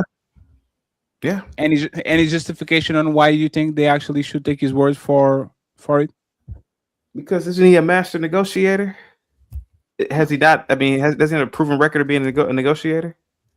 And if they don't, they get bombed, bro. Like, it's that simple. Yeah, I mean, do what we want or lose. You have a president who's a businessman, man. You know, the guy has a proven track record of deals, man. I mean, you think, come on, man. He's a track record of bankruptcy. So let me ask you this, right? This from I mean, bankruptcy is legal in America. I'm sorry, you can do that in America. That's the beauty of America. You a good business person, though. Says who? He said 6 bankruptcies and 500 plus businesses. That's outrageous. I'm sorry. Right. I mean, no. Saying who? Saying who? You go? Are you a billionaire? Are you? No, but Trump is one. Trump he's won. Trump is because his daddy was. It's not like he started from the ground up. I'm sorry, but there's not much merit in that. It's like, oh, congratulations. Is she wrong for y'all saying, oh my God, wasn't he a real estate tycoon? It's like saying LeBron James Jr. is like saying LeBron James Jr. at 50 is a billionaire. He's supposed to kind of, right? Fatty, you are not an American. Let me explain to you. Trump's okay. Thank you very much, Mr. American. Wow. Fatty. Trump's dad, Fatty, made money off of welfare recipients with his homes and his apartments. Trump 10x'd it, 100x'd the business. So he did have to work hard. Fatty, don't let these Americans fool you. Trump worked hard for what he got, man. He's the master of negotiation, man. So, CT, actually, if Trump put the money that he earned on the S&P 500, he would have way more money than he has now. Most of the money that actually acquired to go above the billionaire mark was during his president mandate, doing these shenanigans deals with other countries. And for the most part, I don't know if y'all remember, there was a point of time where Donald Trump had a casino. His dad literally went to the casino, bought $1 million in chips, and literally just bounced and went away.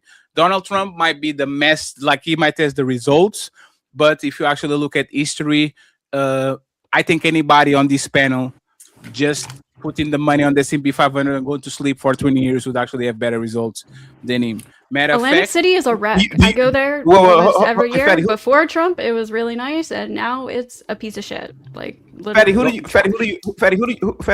invest with? Fidelity? Who do you invest with? I'm curious. Who do you invest with? The who? The Giro is a stock exchange. The Giro, DEGENIRO. So have you ever traded in indices? Because you named it S&P, right? That's an index, right? You ever traded in indices? Have you ever traded index funds? Yeah, the index. Have you ever traded? Yes, I have money on the S&P 500. Yes, absolutely. Okay, so are you a retail stock trader, or do you have a license or? No. I'm a retail stock trader. How would you know? So how would you know what somebody's outcome would be? How would you know? Because the S&P 500 has an average yearly, and I can literally go and see how was the S&P 500 doing in 82 and how the S&P 500 is doing now. I can go and see the amount of money Donald Trump inherited from his dad, and I can literally make an assessment. Y'all not going to get me with this. I wouldn't recommend you to do that to me. That's the same. How much did he? Fatty, how much did Donald Trump inherit from it? How much did Donald Trump inherit? $300 to $400 million. Dude, his dad didn't have that kind of money when he absolutely did. It's a count. Hold on. This number is accurate. Hold on. I got this one. Hold on. It's $300 million if you account for inflation, right, bro? Hold on. Looky, Donald Trump got a head start from his dad. Can we just keep it at that? He got a head start. Sure. I'll take that. But he's all. Damn, there we go. He got a head start. But hold on, 1 second. I got you, Admiral. So Donald Trump, as a source, claimed that he got $1 million, a small loan of $1 billion. The New York Times, after investigative reports based on 100,000 pages of tax returns, found out he was $413 million.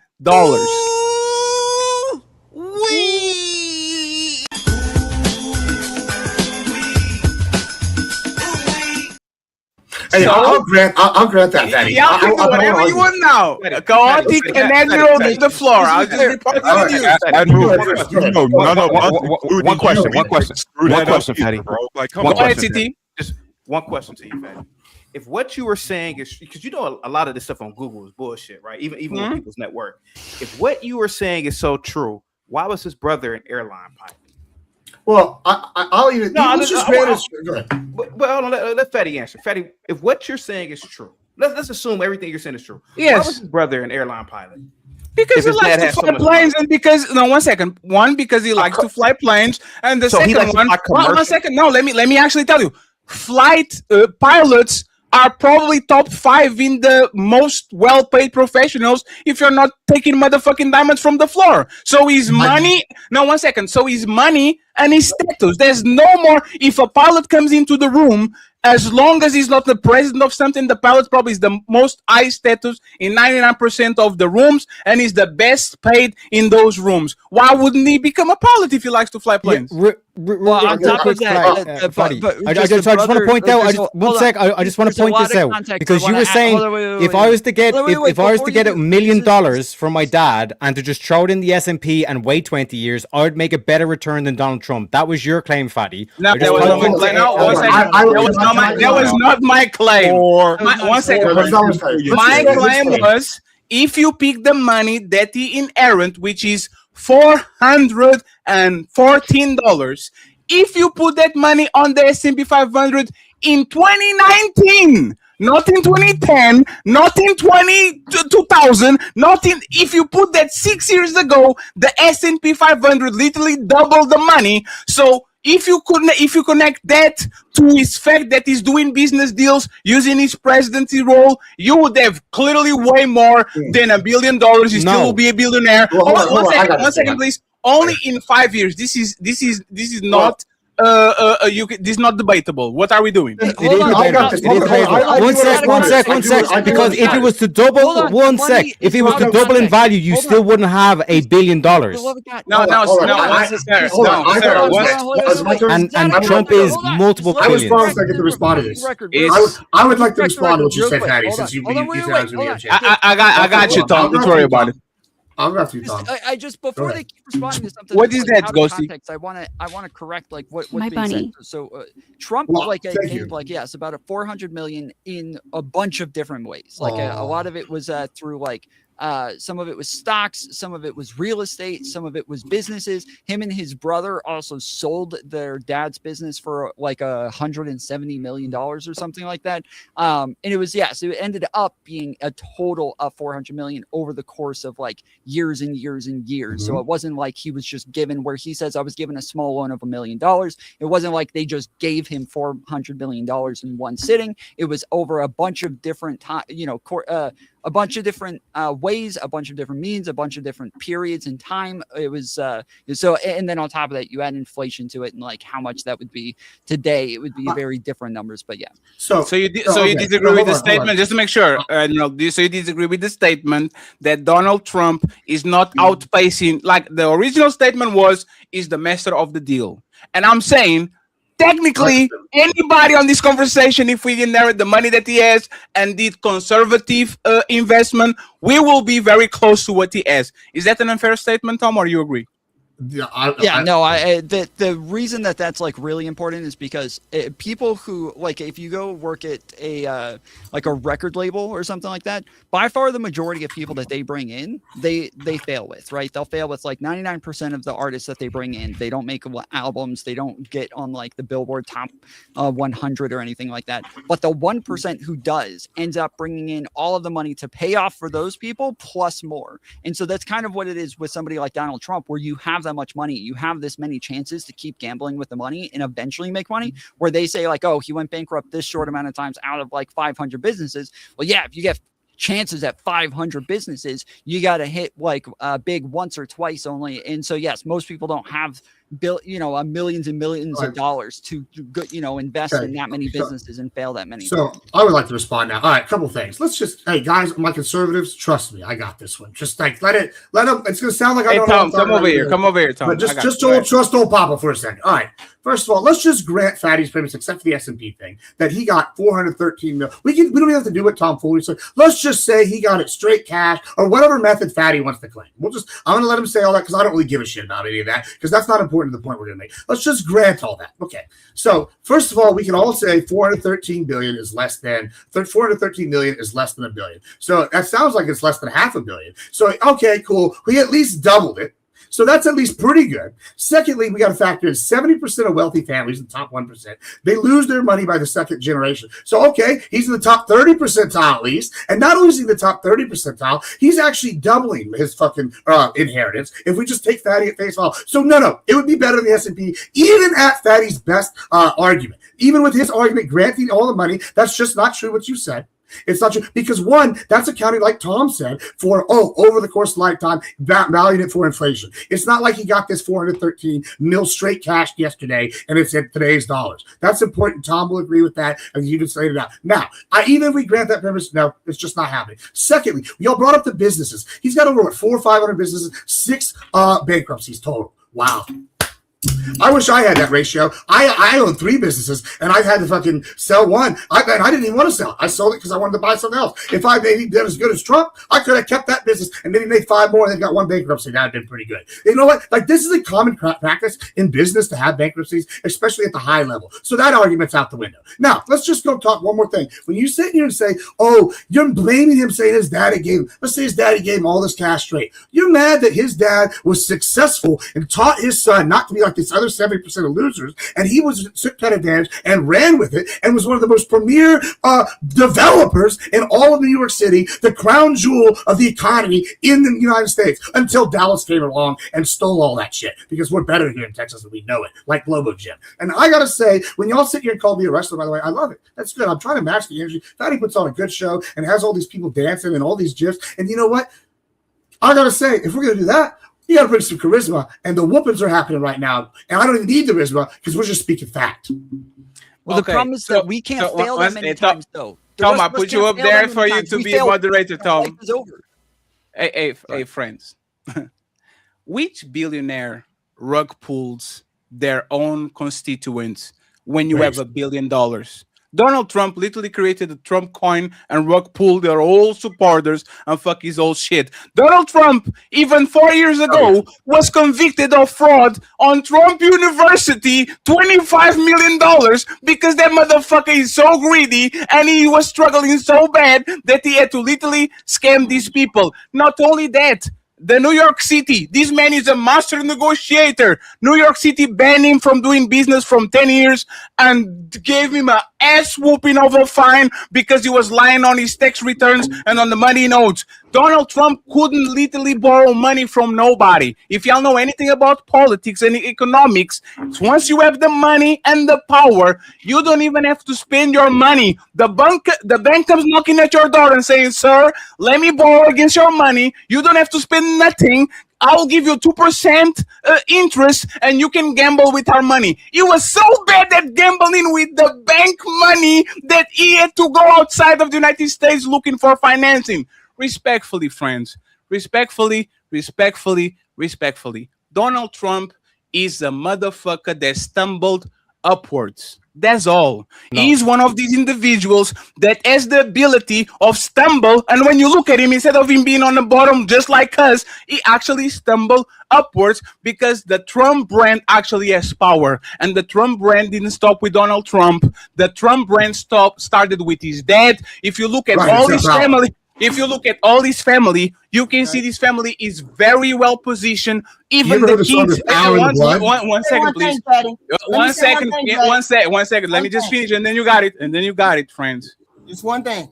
A man that is the embodiment of good business is not doing insider trading like he's been doing on the last 3 months, 4 months, 7 months, where he pump fakes tariffs, pump fakes wars, pump fakes whatever it is, and his motherfucking 7 feet tall son gets millions and millions of dollars, while the rest of the consumer base literally gets wiped out because these motherfuckers are playing God with your money. So respectfully, it might have good results, but you can tell me that it's actually Donald Trump being a great master negotiator and all that shit. This motherfucker does not to get out of a wet paper bag. You guys got it. Yeah, Let me say one thing. you say that, but I just want to correct the figures real quick. I got you, Q. Let me say the one thing. One thing. Grifters and shysters come in all money brackets. And Donald Trump is a grifter and a shyster at the highest level. Period. Right, great. So just to reinforce Admiral City, you Gibbs' go and interrupt argument, it afterwards. Even if you grant that Donald Trump inherited 400 million before his presidency, he had a net worth of 7 billion, which is a 15x increase on what he inherited. So to say that he couldn't fight his way out of a paper bag is showing that you're financially literate. No, where did you got this number? Google. Hey, that number. You are saying that Donald Trump had $7 billion before 2016. No, it's about $4 billion for this. Even on the roast of Donald Trump, his joke was, "What's the difference between a wet raccoon and Donald Trump's hair?" A wet raccoon doesn't have $5 or $6 billion in the fucking bank. So why is it? I thought the numbers was quoted as 3.5. And that's it. And of the 3.5, once again, that's not your network, because that motherfucker was in massive debt. That was the assets. If you actually look at the massive debt that he has, to the point where he couldn't actually buy, he probably was worth as much as me and Tarus. It just that respectfully, right? But once again. No, he literally says that. He says that he was talking about the fact that he was pointing at grocerymen, saying those guys are worth more than me because he had so much in assets, like big houses and everything, but he was in more debt than what he was worth. Tom, you remember his sons bragging about the fact that they didn't need American funding because they was getting it from overseas? Because to Fatty's point, it got to the point where none of the banks here in America would loan money to him. It's okay when they do it, though. If Joe Biden does it, it's a big scandal, or Hunter Biden. I'm actually, I'll take them. I'll bite the bullet. It's based that Biden and it's based Trump is doing it. Fine. I'm glad that they're successful and they're going to have money for their kids. I don't give a shit. He's either broke and successful or he's corrupt and successful. I don't give a shit. Or he's either broke and I just don't get it. It's like, no, I don't give a shit if they're corrupt at this point. They're all corrupt. All our leaders are corrupt. We all know it. So at least this guy's coming in and cleaning shit out. You're not going to sit here and sell that shit to me. I don't give a fuck. Before Coty goes, y'all are the party of family values. You believe in honesty, and you believe in truth, and you believe in Christianity. I don't give a fuck about that. Maybe some other Republicans do. But you're arguing with me. Are those Republicans in the room? I'm not arguing with you, right? 747 back home with them after the presidency, and you talking about he trying to clean out shit. Stop it, bro. Nancy Pelosi earns $200,000 a year, but she's worth over $200 million. Explain that. 1 second, ISO. And you know what's funny? Nancy Pelosi needs to go. Hillary Clinton needs to go. You don't find no Tom. You're going to find it, right? But if you talk with most Democrats or lefties, yes, if they did something, get him. If Joe Biden's son is a crackhead, get him. If Hillary did something, get him. And as soon as we talk about the other side, right? Because we said get him. As soon as you say, should Donald Trump be arrested by ABC or should these people on this administration? Hey, man, the Democrats did it. I don't get it once again. And you can respond. Not everybody. Nobody says that. Just one second, friends. We are 16 months in, and I keep seeing y'all do shows. What about Obama? What about Kamala? What about Obama? I said it was based on that fucking partner. Y'all are literally in war with Iran. Y'all are literally in war with Iran. The Epstein files still locked. Nobody knows what the fuck is going on. The Russia war didn't stop. You put your other countries first. You still have a bunch of homeless. Employment for the first time. There was no jobs created ever. And y'all are talking about Kamala Harris. Come on, man. Guys. No, because so 1 sec. So, Fatty, you agree that Trump should call out the likes of Tucker Carlson, Candace Owens for being low Q? Because those were his guys. Let me answer. I believe he should actually target the media on the right, just like he targets the media on the left if he feels that way. I just don't think it's about their IQ. If they literally agreed with him, Donald Trump would say they have the highest IQ ever. Yep. Just like he when Elon Musk was on his side, he was the best and he was the great. And as soon as he turned on him, motherfucker turned on him too. So again, Donald Trump is not about IQ. He's not about right or wrong. He's about, are you loyal or are you not? And if you look at his cabinet on the first administration and the second, even the most loyalists are going to get canned regardless, because as soon as you say something he doesn't like, he will try to replace you by somebody that will. So Biden had a higher turnover rate than Trump's administration has in both times. Like, I don't want to bring them up, but you're just speaking lies again. Why don't you go look up the exchange rate for Biden versus Trump? Yeah, no, I don't have to do this. And I guess what? You argue with all these people. I don't know who you've been arguing with, but I didn't say that shit. When I said Biden did that shit, guess what? I said based. You know when he's born his son, I said based. Maybe I do believe in more family values. I believe in looking out for my family. I believe in my family having money going forward. I believe in putting us first. I'm tired of these people sitting here acting like that's not a family value. I'm here for capitalism. You said he's a shyster, a con man. Apparently he's a successful one because he's a billionaire and he's in the White House. Where are y'all at? If y'all can do what he's doing, then do it then. Because y'all sit here and say all these things, but guess what? He's successful and you're not. Either he's corrupt and successful or he's just successful. But guess what? He's still successful. So I pick one. Because I don't give a shit. Needs another $20 billion from us, probably. One second, Tom. Y'all luck is that we have ChatGPT and Gemini and all these things. The cabinet turnover tale, Joe Biden first term, 13%, Donald Trump first term, 92%, all-time high. Total departures, only 2 major cabinet heads, 14 cabinet level officials departed, 8 team senior staff, 71, 72, and on Trump, 92%. 1 year, first year stability, 8% turnover, Donald Trump, 35% turnover. So, sir, I don't know you're getting your numbers respectfully, but it's still wrong. You said if you started arguing too much, you shut up. I know. I will be quiet and I'll shut up. Let Chaotic Truth take us home, friends, because we still have 2 main topics to go. So I need Chaotic to take us home and tell us how great the United States it is and how much of fat ass fatties. Carlson and Candace Owens. Y'all didn't talk it because you didn't want to. Y'all left the floor when you had to. Go ahead, Chaotic. Tell us how much of a liar I am for being a foreigner. Your raggedy ass country, Spain, and so many other these raggedy ass Western countries fumbled the biggest bags in world history. At one point, Spain were world leaders. At one point, the Portuguese were world leaders. Yeah. You stopped being greedy. You didn't want to win. Trump is a winner. Anybody's talking about Trump and how he got his money, you are a loser. You are a major loser. I've heard this all my life. Well, he got a bank. His daddy bankrolled him, and blah blah blah. You're a loser.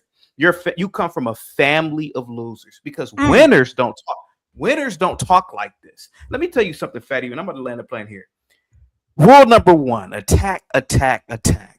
Rule number 2: admit nothing, deny everything. And rule number 3: always claim victory, even in defeat.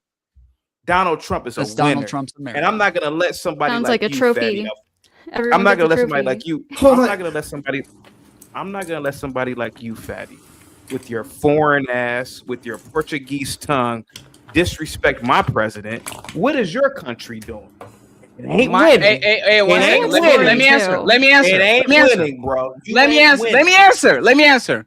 My country has universal health care. So if you get a heart attack or some cancer, you can treat yourself. My country has affordable college. Kids can go to work at McDonald's on a part-time, and they can actually go ahead and get higher education if you are smart enough. My country is the 4th safest country in the planet. My country has a quality of life that is way higher than the United States. My country has. Like, you want me to keep going? And yes, USA, the biggest military in the planet, when you can have a $1 trillion company building and homeless in front of them living on a tent. So yes, you know, Fatty operated my trap card, by the way. You operated my trap card with that fact check. You did this fact check. Hold on. You know why I quoted Biden's thing? Because I set you up. Here's the thing. What Kamala became the candidate. Guess what? That turnover rate, including Biden's coup, jumps to 93%. And kicks in on some other people. And guess what? That's higher than Trump's turnover rate. So the Democratic turnover rate for their presidential or presidential candidates still higher than Trump, and the first term was higher than Did Trump. he say Kamala?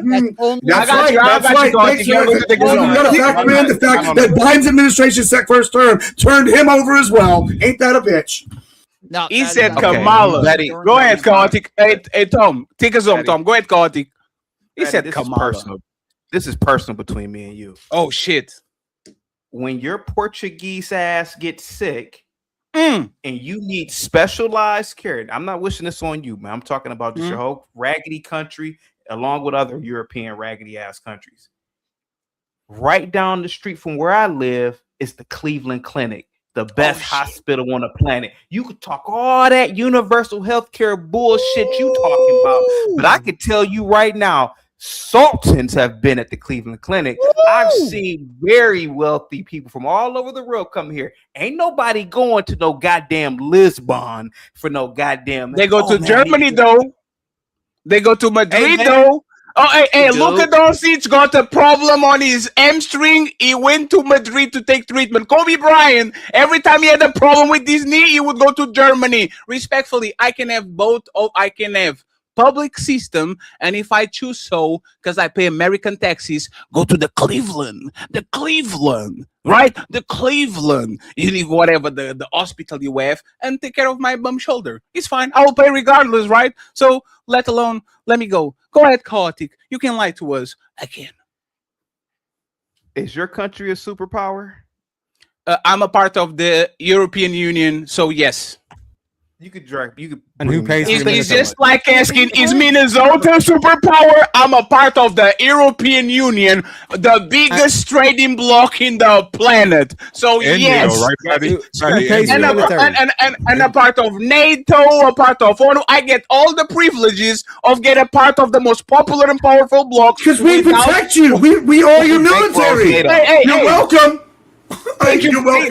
Thank you for your service. I appreciate it. Thank you. Thank you for your service. Real quick. Yeah. So what's your point? You're putting it off our teeth. That's your whole point. Just to be clear, that is true. That yes, like when you're talking about how much we spend on our military, well, y'all spend that much on your healthcare. It is because yes, you guys get a lot of benefits by being part of NATO. It's not. Where we do spend a lot on military. So that there's nothing to do with NATO, Tom. No, Tom, stay there. Tom, y'all are supporting Argentina and Israel, and both of those countries have universal health care. You literally sending billions of dollars to countries that treat 100% of their population, while literally people in the United States either are underinsured or are one catastrophic situation from happening, from literally losing their coverage. So what you talking about? Yes, that's what I just said. I just said that you guys get healthcare. You guys get universal healthcare because we send a lot of money to these countries. We put a lot of money into the military. We spend all of this money. So you guys get to spend the rest of your money on other things. Yes, absolutely not. What I said. Correct. You are wrong. What I just said. You just repeated it. Tom, you are doing a false equivalent, and you're doing a zero-sum game. Universal healthcare. Let me explain to you. Universal healthcare will cover every American, and it will be less expensive than the system that you have right now. Pound per pound, if you're going to look at the system you have right now, if you transform this system and stop price gouging from Big Pharma, stop them from lobbying, stop charging for socks and motherfucking blankies, and you get a key, then you get the $12,000 bill. Like, if y'all actually move to 1 second, let me just finish. If y'all move to if y'all move to universal health care, they will be cheaper. You don't have to do all this extra work with private insurance companies, and you still can apply to the same insurance companies for a fraction of the price, because now they don't control the monopoly. So now they actually have to lower the prices of private insurance. Like, for example, Portugal, where Fatty spends $50 a month to get access to the best medical facilities, instead of spending $400, $500, $1,000 to get all your motherfucking shit. And as soon as you lose your job, that shit goes with the birds. So no, it's not a zero-sum game. We're talking about healthcare with healthcare. You're going to have the chance to reply. Chaotic, please take us on. We're going to the next topic. Okay, yeah, I'm just not even going to respond to that so that I don't get in a back and forth with you again. Just real quick, I just have one simple question for everybody Freddy. else was saying what everybody else was saying is that that if you're like praising Donald Trump for being so corrupt and that this is what winners do, and that having people like Elon Musk a part of his administration and having more lobbyists part of his administration than anybody before, only in this term having the most lobbyists breaking the record of his first term, where he set the record by more than double the record before that. So on top of that, Gibbs is correct that Kamala Harris had a 92% turnover rate while she was running her campaign, but not Biden. Biden didn't have that. Biden was, I think overall it was around 70%, but it still was not the 97% of Donald Trump. The reason I said that, Tom, just to clarify, is when Biden got canned, that goes over to 80-90%. That was the joke there. Biden never got canned. So anyway, yeah, he didn't run for office again because they cooed him. That's a canning. That's not okay. That's not what we're talking about. His presidency, not his campaign. I don't know why the fuck you're bringing up something totally irrelevant. But anyway, campaigns versus 4-year mandates. That's crazy.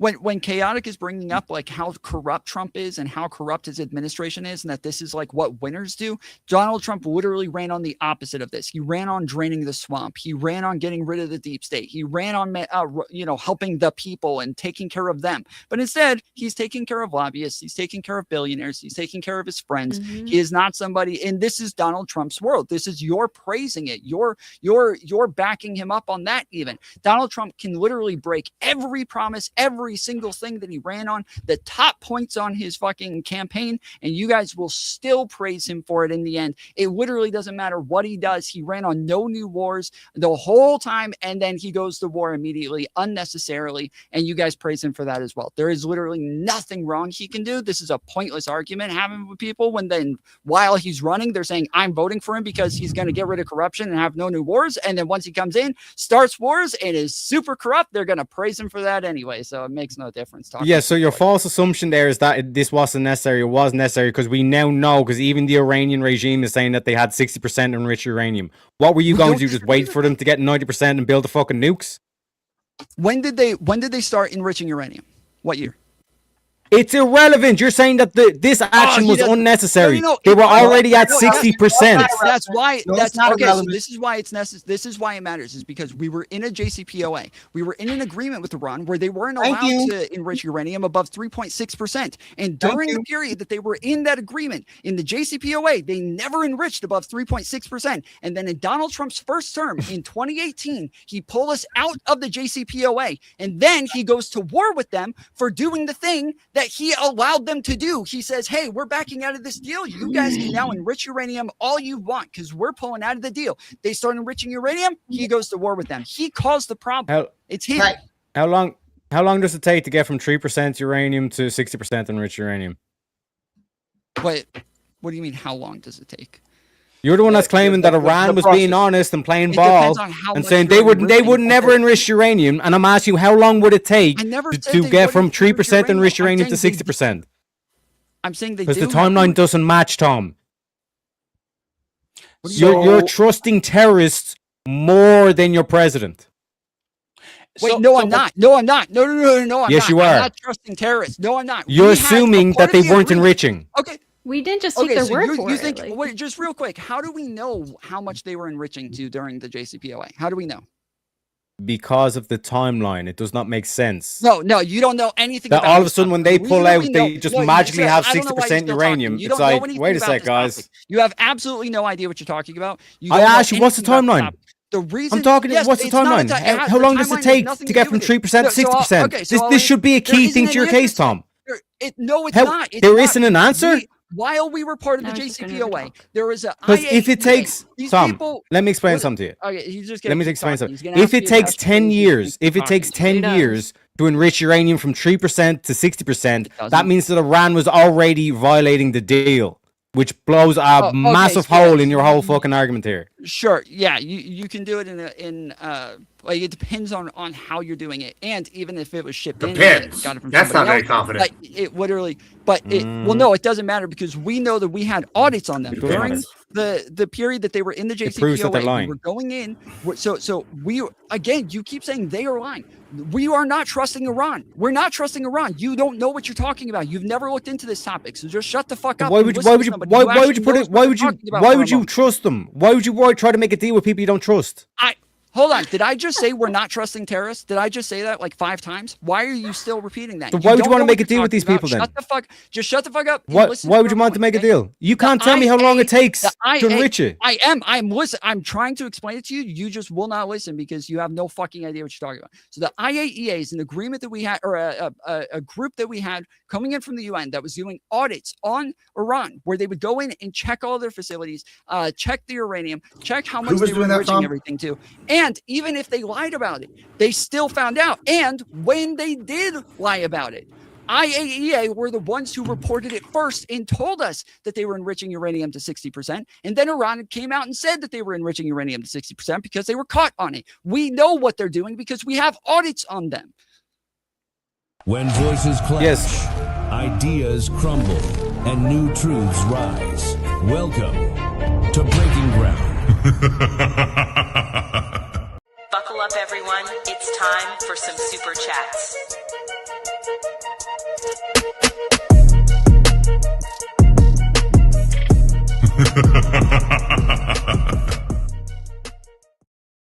We are going to get a Tina over here because she's almost falling asleep. I got you, Tina. Don't worry. The Gina CEO with $5 saying Trump 2028. Cha-ching. I'm going to read this quick super chats, and friends, I'm closing it out on the Team Fatty side. We need to monetize the white channel. There's the link in the chat. I'm going to read all super chats, and we go straight to the main event, friends. We're going to bypass the China thing so we can talk about the Jesus thing, okay? The Donald Trump as Jesus, so we can go from there. We have Jiros. The untouchable empire, baby. With 1 membership. I appreciate you, Judas. We have the lovely red lipstick vibes. You can find her on Sunday. On the ladies first, I appreciate you, Red. Untouchable empire, baby. We have Frederick in the building saying hello, everyone. The untouchable empire, baby. Member for 6 months. Twisted Puppy has a new emoji come through with 5 untouchable memberships. I believe that there's multiple so-called black leaders who believe that they are untouchable. The untouchable empire, baby. Thank you very much. We have TJ from the Through the Fire podcast saying there is no war. It's a conflict. Ooh-wee. Thank you very much, sir. He comes back and says, tomfoolery. Stop calling it war. Only Congress can declare war, and they have not. Calling it a war is propaganda and inflammatory.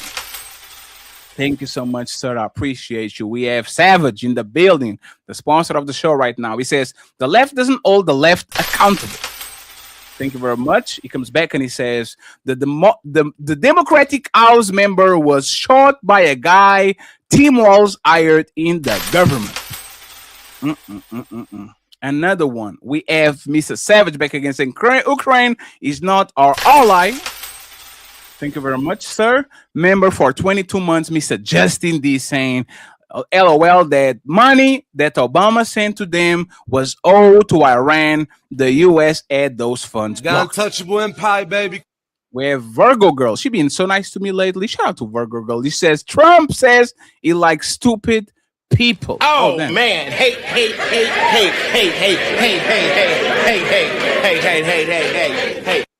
Savage came through with a $10 ball. And he says, Trump is making a play on China's full supply. Iran and Venezuela is 17% of the supply. We took out 40% of Russia's full distribution 2 weeks ago. We have Savage back again saying, you're a woman. We don't care about your thoughts on politics. Oh, damn, that's crazy. We have the real DJ Ghost Entertainment. He says, what is up, Fatty? I wanted in on these debates for real. We have a full house. Our guests are bringing a tremendous amount of energy, so salute to him for actually doing great today. This has been a very entertaining show without a lot of name calling, not a lot. So I appreciate y'all for actually being civil, my friend. Savage says the left didn't care when Obama said he would stop the wars, then bomb more countries, didn't care about Ukraine, but now they care about Iran, but still support Ukraine. $10 from Savage, and he says again, raise your hand if us being at war with Russia is just a fight. Oh shit, we have the lovely Doris in the building. Member for 3 years. Love you, Doris. The Untouchable Matriarch. I appreciate The you. Untouchable Empire, baby. I appreciate you, Miss. Thank you very much. Savage saying the US supplements your country. How can the US supplement my country when NATO is literally a defensive force? And there's not been defensive wars fought in the West on the last 60 years. I wonder, like this myth that the United States, if the United States were attacked, absolutely. If Portugal were attacked, the only country to actually press the button of Article 5 was the United States. And spoiler alert, it wasn't Afghanistan that brought 3 towers down with 2 troop planes. I just want to leave it out there. I want to be on YouTube, so I'm not going to talk about this anymore. Okay. Thank you very much, Savage. I appreciate you. We have Savage against this. Fatty, you're wrong on healthcare. Beat me about it. Thank you, Savage. We have Savage again. Oh, I already read that one. Thank you very much. We have 5 to go. We have CTG Policia saying Tariq. How long does it take to go from obliterated nuclear development, as claimed by Trump, to almost having a nuclear weapon? 9 months. Oh. He's talking about the deal that we had before with Admiral Gibbs again. We told us the UN inspectors famously great at their jobs. They will write about Iraq. Just saying. Twisted Pup, $20. I appreciate you, my brother, for supporting the show. This is a great back and forth. Untouchables forever. Thank you very much, and I appreciate it that my boy Drobonaut coming in with 5 Untouchable memberships. Thank you so much, my brother. I appreciate you.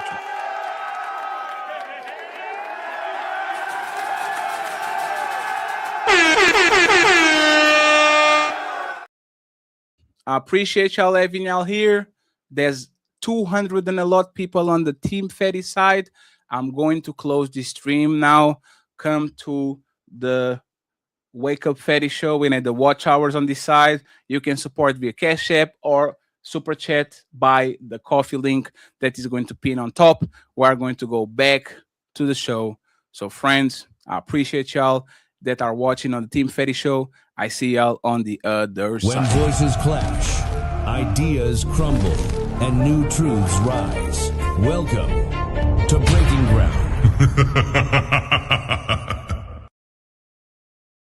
And we are going to go, friends, to the main event because, let me get the Tina over here and Mr. Chaotic because they're talking about it. Let's go to the main event. It's time to do. And by the way, friends, every single content creator here, the links are going to be in the description. Please go ahead and follow them. I would appreciate it to support them on their endeavors. I want them to come here at least 2 times a month. So let's make it worth it, okay? Main event, Donald Trump posts a picture of him as Jesus Christ, superstar. If Jesus can't save these hoes, why are you trying? What make you think you greater than Jesus? And the world was set on fire. Here is his justification. So why he made that post? Let's listen to him. Did you post that picture of yourself depicted as Jesus Christ? Well, it wasn't depicted. It was me. I did post it, and I thought it was me as the doctor, and had to do with Red Cross as a Red Cross worker there, which we support. And only the fake news could come up with that one. So I just heard about it, and I said, how did they come up with that? It's supposed to be me as a doctor making people better, and I do make people better. I make people a lot. I don't want peace. I want problems always. It's time to do. Tina, and then Chaotic. What do you think about this? Did he violate it? Did he use blasphemy against Cal God, or is actually did nothing wrong? What's your opinion about it?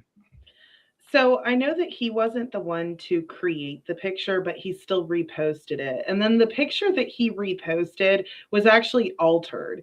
So originally it had the like soldiers in the background, and then all of a sudden it had like wings and horns in the background. And there's so much sacrilegious imagery in this. And I mean, to say that it's a doctor is crazy. I get saying that it could have been the Pope, which I wouldn't have been mad at because I'm not a fan of the Pope. But the thing is it looks like Jesus. Like, this is why the Bible says people have they have eyes but do not see, they have ears but do not hear. And this is why I say no one's above reproach. The moment I called that out, people I've known for years went to literally crucify me, and they said, "Oh, who are you to judge?" And I said I was judging his actions and condemning the actions of reposting that, saying that the imagery is sacrilegious. And then they came to essentially try and crucify me personally. And just as the guy said earlier, he said that anyone who goes against this regime, which is crazy to call it that, but that's what he said, anyone who goes against the regime is a traitor. And I have supported Trump for so long. And I'm sorry, when it comes to mocking my God, I'm going to stand by my God. I don't care who you are. It was so sacrilegious and disrespectful. And he could have easily said, you know what? I reposted it. I didn't think it through, whatever. That's not what he did. He just tried to backpedal, justify it. He didn't apologize, anything. And I really like what Tucker Carlson was talking about. He said on Easter, he had posted something, I guess, on X, and he was like cussing on Easter. I don't mind him making fun of Islam because, I mean, I'm not a fan. So, but he was making fun of Islam, making fun of the Pope. Again, I don't care so much because I'm not a fan of the Pope. But it's like he doesn't have accountability for the things that he says. And the left has been saying this for a long time. And mind you, I've supported Trump for a very long time. I didn't always agree with everything he said. But when it comes to God, that's when I got to take a step back and say, you know what, you're not above reproach. And he should have apologized for this. He didn't. Instead, he just kind of like made some excuse that he was a doctor. Anyone with eyes to see knows that that's not a doctor. And the fact that people were so up in arms to attack anyone who didn't like this, I think shows that it's very like cult behavior. This is the same exact thing that the right has been scrutinizing the left for, and now they're partaking in these same exact tactics. When it comes to our God, they're choosing an idol. They have made an idol of Trump and done exactly what they said that the left has done. And that's my thoughts on that. Chaotic and interrupted. Fatty, John 14:12. You will do greater works than me. Psalm 82:6. Ye are all gods. These are in the Bible. Secondly, Fatty, or whatever. Secondly, thirdly, whatever. There's no image of Jesus Christ, to my knowledge. Nobody knows what Jesus Christ looks like. There's never been any picture of Jesus Christ. The image that we see is actually an image of somebody from Europe, one of the royal families, like the canonized. Yeah, Cesare Borgia. Thank you so much. So nobody really knows what he looked. Hell, he if anything, he could have looked like me. I don't know, man. But the fact of the matter is that Christ, according to the Bible, he says that it said that you will do greater works than me, meaning that if you're going to copy somebody, why not copy the best cat? Even if that was Trump attempting to look like Christ. So what? Is he not a child of God? Is he not? Thank you so much, Carl Anderson, for the 28.41 euro. So the way I look at it is this: even if this was trying to superimpose himself as Christ, I don't look at that as anything wrong with that. Children play the three king scenes. We did it in school. Three kings in Christ. Give me a second. Excuse me. Bless you. Stop lying. Bless you. Stop lying. Stop gaslighting. So the way I look at it is this, man. Are not doctors healers? Do we not have healers right now? Do we not have individuals who literally work in the name of Christ? Do we not have individuals right now who do philanthropy? Do we not have these individuals right now who heal people? So why not imitate Christ? I don't see anything wrong with that. We did this when we were in school. The nativity scene. So when is it blasphemy and when is it not blasphemy? Is it not blasphemy when children do it? So the fact of the matter is that I saw nothing wrong with it, Fatty. I don't look at it as blasphemy. I think if anything, Christ would love the fact that an individual would have a picture like that, or if somebody dressed up like Christ, because why not dress up like one of the greatest human beings in history or gods? I mean, why not do it? He never said don't do it, so why not? Go ahead, Fatty. Just to make sure, any Christian other than a teenager? I'm a Southern Baptist. I'm a minister with 2 religious doctorates. I have an opinion. Hey, you know what? Let the Tina go, and then you can get it right afterwards, my brother. Okay, so I believe that one of the first iconographers was one of the apostles. So we do kind of know a little bit of what Christ looked like. Just a little correction there. But regardless, I know what you're saying about Borgia, but I think comparing Trump to a kid, like doing this dress up, whatever it is that you called it, is a little wild. He knows exactly what he's doing. There's no humility in this. This is idolatry. And it's sacrilegious. And this is what I'm saying. Like, it's so disingenuous that you're not going to call it out. This is your, I mean, I believe you're a Christian. Is that correct? I am an institutional Christian. Yes. Okay. So if you deny him, he will deny you. This is blatantly sacrilegious. There's no humility in this. In no way. I have a rebuttal too, Fatty. Go ahead. Absolutely. In no change way. Our point to Tina, and then we get Admiral and Chaotic. And let me change our name because this is the Speakeasy debate. He says against. I don't know exactly what do you guess for. Go By ahead, the way, Tina. Gibbs and Chaotic, if you want me to completely blow this argument out of the water, just let me know. Just call me up when you want, 3 boys. against 1? Damn, y'all can take a Tina 1-on-1. That's crazy. Jeremy, thank you so much for the $25 Cash App. Jeremy has an emoji too. Go ahead, the Tina interrupted, and then I want to hear from the 3 fellows. So I get that someone else made this image of him and then he reposted it, but we're not supposed to praise ourselves. If others praise us, that's one thing, but him reposting it and then saying that he thought it was a doctor, like, it's just, everything about this is so disingenuous. And then the reaction that people had, it's literally like watching a cult. Like, as soon as people, after, Trump, his ear got clipped and people started wearing the band-aids, I was like, okay, this is getting a little creepy. Like, at what point do you say this is not okay? Literally nothing he does will get any scrutiny from the right. And that's not normal. He's not perfect. He's not Christ. All right. Well, Fatty, you there, buddy? Yes, sir.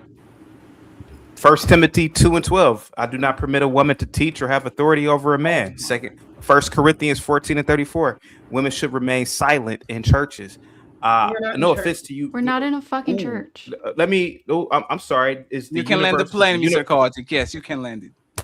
Was the universe not created by God? Isn't the entire universe a church within itself? The fact of the matter is that I'm listening to a woman trying to teach me about the Bible. Ma'am, you are in no position to even talk to me about the scripture. No, you're just not. No one. Hold on. I was quiet. No woman is.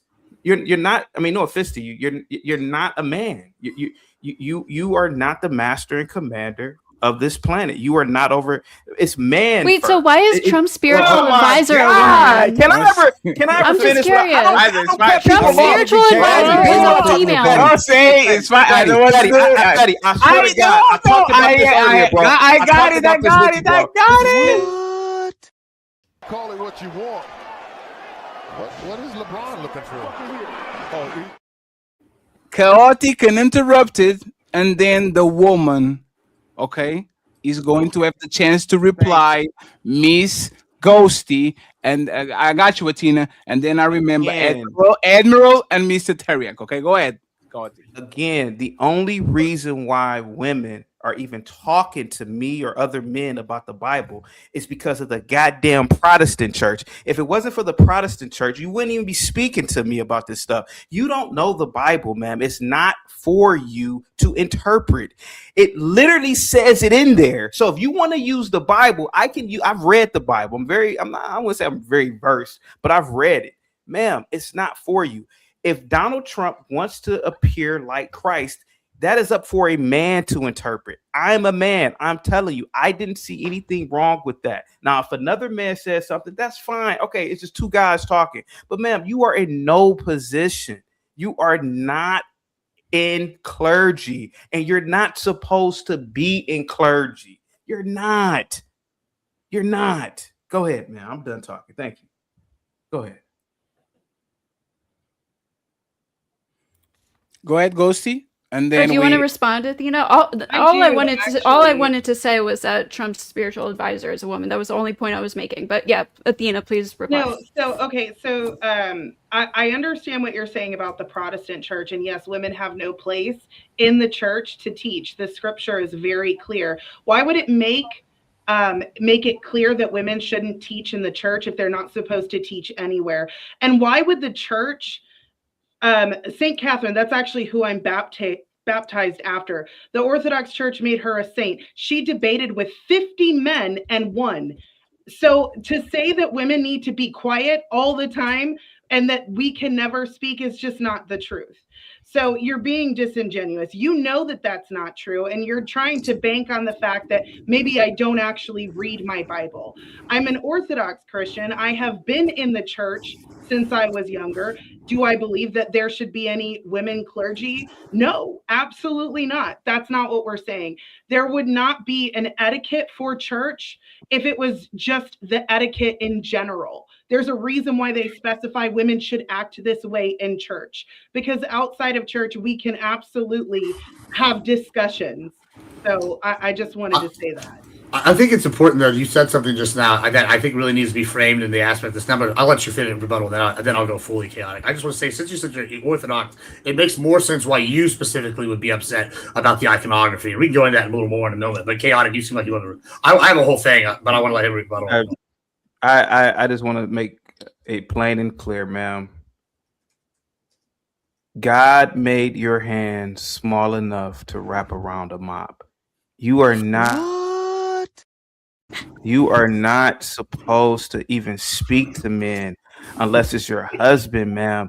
And this is one of the problems, man. You are up here, women. I mean, the fact that even women can muster up any opinion about Trump is wild. It's insane to me. You shouldn't even have the right. Women shouldn't even have the right to vote. To be completely honest, you got to tone that down. Aren't you the guy who hates Islam? Okay. Like, I'm so confused. Oh my God! Hey man, hey, do y'all want to talk? Do you want to talk or not, man? Hey, Friends, I know it was very incendiary, but you have to let him finish. The content presented on the following show is intended for satirical and educational purposes only. The views, opinions, and statements expressed by panelists and guests are their own and do not necessarily. Go ahead, Chaotic, and interrupt it, please, and mute yourself, and then Admiral Gibbs. Chaotic, you're muted. This is why the West is losing. We have too many. What's up, Danny? Thank you so much for the $5 cash app, buddy. Salute to you, man. Positive. Thank you, Frieza. We have too many. Joining America. Blah, blah, blah. Hey, fatty, man. I'm so sorry.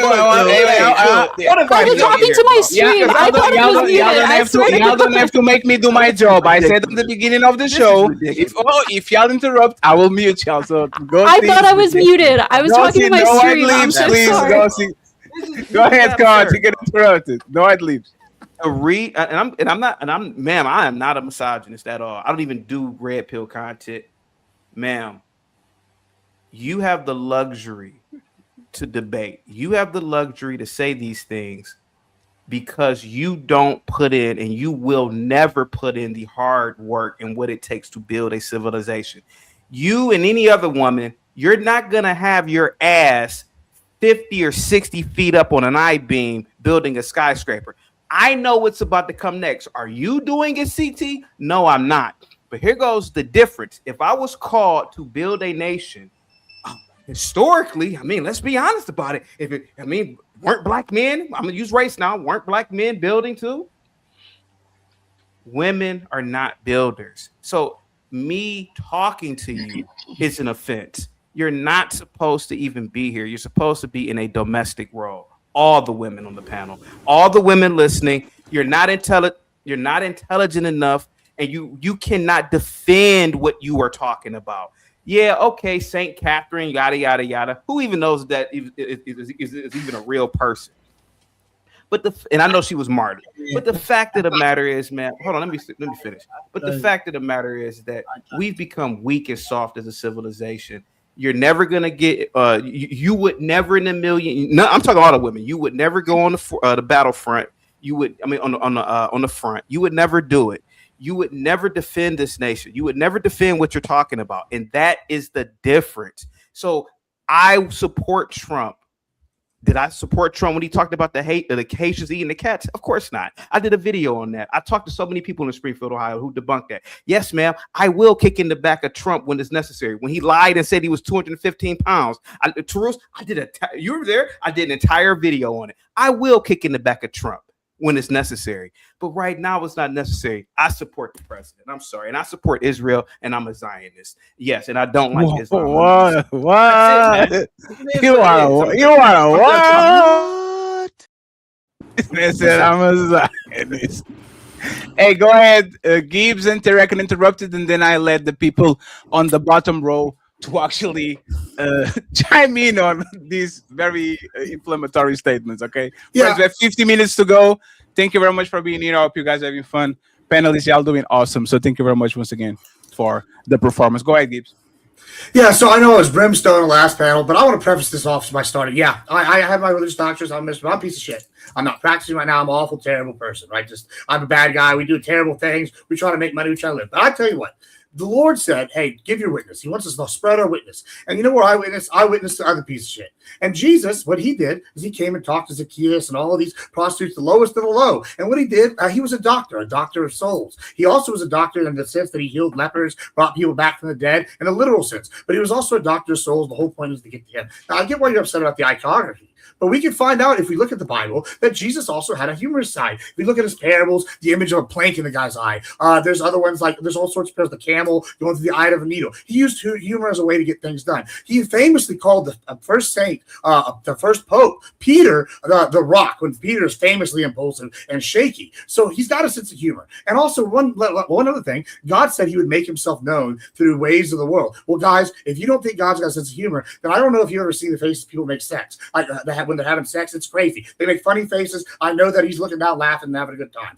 So all these things, you can see God in many, many ways. Now, here's my point with this. When you talk about this, Trump says he's a doctor. You know what? He is a doctor. He's trying to heal this nation in a sense. He's trying to heal the soul of the nation in a spiritual sense. He's trying to heal this nation in an economic and America first sense and bring us back from this leftist. And you know what? He shared an image, may I, doctor, whoever. Trump's already said he's going to double down on shit all the time. He's already said this. This is the art of the deal. He lays this out. If you follow it, whatever. Now, you're asking Trump to be something he's not. You're saying be Christ-like. That's a goal. That's a worthy goal. But but he also wants us to witness and be ourselves. And a little bit of us is in God. God's confident. He's omnipowerful, all-powerful, omnipotent, omnipresent. He can do whatever he wants. You don't think that man is somewhat cocky? That's God, or woman, or whatever. He's an ethereal being. There's some of us in God in every way. So when Trump is out here being arrogant, being cocky, this is God. He literally says he's a jealous God. He kills other denominations of faith. He blows them up. I don't know if you know this about blowing up stuff in the Bible. Sodom and Gomorrah is a good example, but that's fire and fury if I've ever seen that expressed in something. And Donald Trump said that. So Donald Trump is being him, and you see God through him. I get that you're upset specifically because the Orthodox are about the iconography, but as a Southern Baptist, I actually see it differently. I see his mistake, even if it is a mistake, and him not being, is him being him. And this is an opportunity for us Christians to go on these panels and witness to other people that we otherwise wouldn't have the opportunity to. So you're welcome. I think it's all around a good thing, and this is a good chance. Now I get where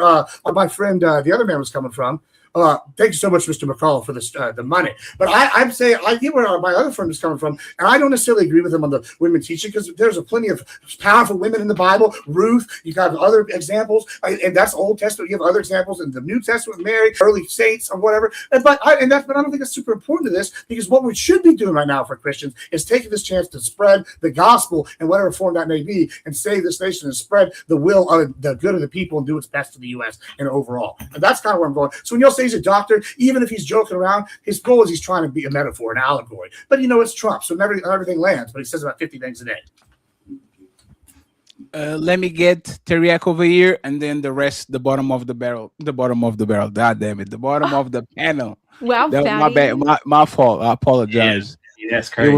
It was my fault. That so was real wrong. quick, Athena, do you have any response to the Admiral Gibbs? Because like I said, I've got one simple question, and I think it blows it out of the water. Like I told the boys, this is basically this argument's about to be defeated. So do you have any counter to Admiral? No, I mean, I understand what he's saying, but we complain about the left all the time that nothing is sacred anymore. And when it comes to God, that is where I will double down and say no. It's not okay. I understand having a sense of humor. I actually have a pretty dark sense of humor. That's one of the things that I have to repent on pretty regularly, but that's not something I will joke about. There are some things that are sacred. And yeah, in the spirit of calling out our own side, gentlemen, Chaotic Truth and Admiral, I think he's made a bad argument. You know what I'm saying? Because fundamentally, I've got a real quick question for you, Athena, because I'm not a Christian. I'm a simple deist. You know what I'm saying? Founding fathers were deists as well. Can you tell me, is this a picture of Jesus? I can't see. Roman, isn't it? I don't know what that is. That looks like he said, like a Roman thing. I don't know what that is. Oh, it says tarot. It's the tarot card. Yeah, so just because someone dressed in a white robe with a red shawl around it doesn't mean they're depicting Jesus, correct? Stop gaslighting her. That is obviously a depiction of Jesus. That's how you do it, boys. Simple as who the fuck said it was Jesus? Who the fuck said it was Jesus? A bunch of leftists who are atheists anyway? Get the fuck out of here. Don't believe. And then Ghosty says they're gaslighting. They gaslight you into trying to turn you against Trump. Nobody said that was Jesus. And as Trump said, he was a healer. That's how healers used to dress back in antiquity, baby. So this whole argument that was Jesus. The excuse. Yeah, where does it say this Jesus, where's guys? The cross? Where's the cross? Yes. Exactly. Where's the nail? Where are the nails, friends? So first off, where's the crucifix? The idea that it's a bunch of lefties telling you that it's Jesus, it's not. By far the majority of people on the right have been condemning Donald Trump for what it is he did here. And to say there's nativity scenes, nobody gets mad about that. That's not the same thing. This is where people are glorifying God. It wasn't Jesus. They're trying to teach people about God and Jesus. But in this scenario, Donald Trump is portraying a very famous picture of, and many famous pictures of Jesus where he is reaching down and healing people. And so Donald Trump in this scenario is Jesus. He is a healer. He is a God. The apostles healed talks people. About the fact that the Antichrist will come and portray himself in this sort of scenario as well, and that he'll who says he's portraying himself as Jesus? He told you he's being a doctor. He's being a healer. Okay, so the same way, just because a man dresses like a woman does not make it so. Yeah, so here, this is this Jesus? The exact picture. Oh shit! Oh shit! No, it's not. No, shit! It's not. So as I said, this is pretty much the exact picture that they're using to try to make it look as though Donald Trump. And that's not Jesus. I'm not showing Jesus. I'm showing the magician tarot card. So tell me. Okay, so in the tarot card. Tarot card, baby. Shit! Oh no! Tom got the smoking gun. Oh shit! Tell me, where are the beams of light coming out of his hands? Show me the beams of light coming out of the tarot reader's hands. Can you show me that, please? Where's the beams of light coming out of the Jesus picture? Yeah, well, they're not. Exactly. See what I'm saying? Bunch of gaslighting bollocks. That's what this is.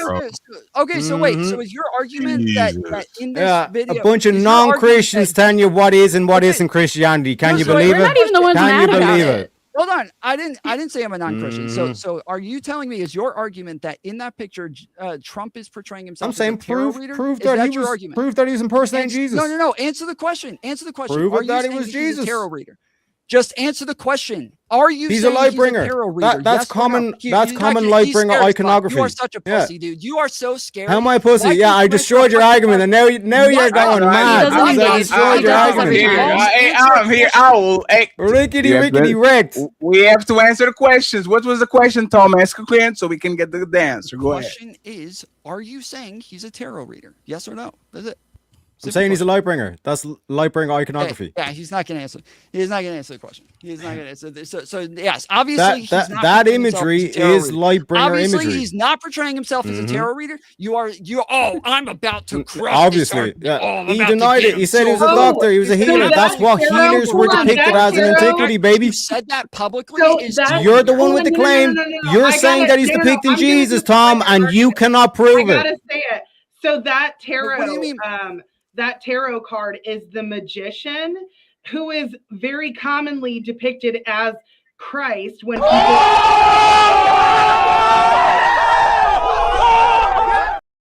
When people do tarot readings, they use that as Christ, just so you know. Oh, damn. That's So are you crazy, saying Terry. that tarot is Christianity? No, I'm saying that there's Exactly, a lot of people who, when they're doing like readings, I just started looking that up because I wanted to know who that character was. He's the magician. And what is Christ called? And Trump is a great magician. In the tarot, you can look it up for yourself, just so you know that it. So your argument, I'm sorry, is incorrect. Damn. The card deals It's not with incorrect. spirituality. Where's the Yeah, proof that it it's- was Jesus? So okay, so when you say where's the proof, here you go. When people where's portray proof? Jesus, how do they normally dress? Like what is it that On a they would cross. dress in as Jesus? On a cross. They dress on that across his clothes. That's crazy. You won't answer a fucking question, can you? You're Is he totally wearing a mind-blown, white aren't robe? you? Is he wearing a Is- white is robe with a anything red thing happening around him up on the there at all? cross? You think I don't know why we're arguing. Is he dressed like that on the cross? Do you think a cross is clothes? And is that what you think? I asked you. Okay, about what is clothes. Jesus wearing on the cross? What is Jesus wearing on the cross? I don't know. Why are you pivoting? My question Exactly. was, So why are you trying to? Why if you don't even know that, then why are you trying to say that he's depicting Jesus?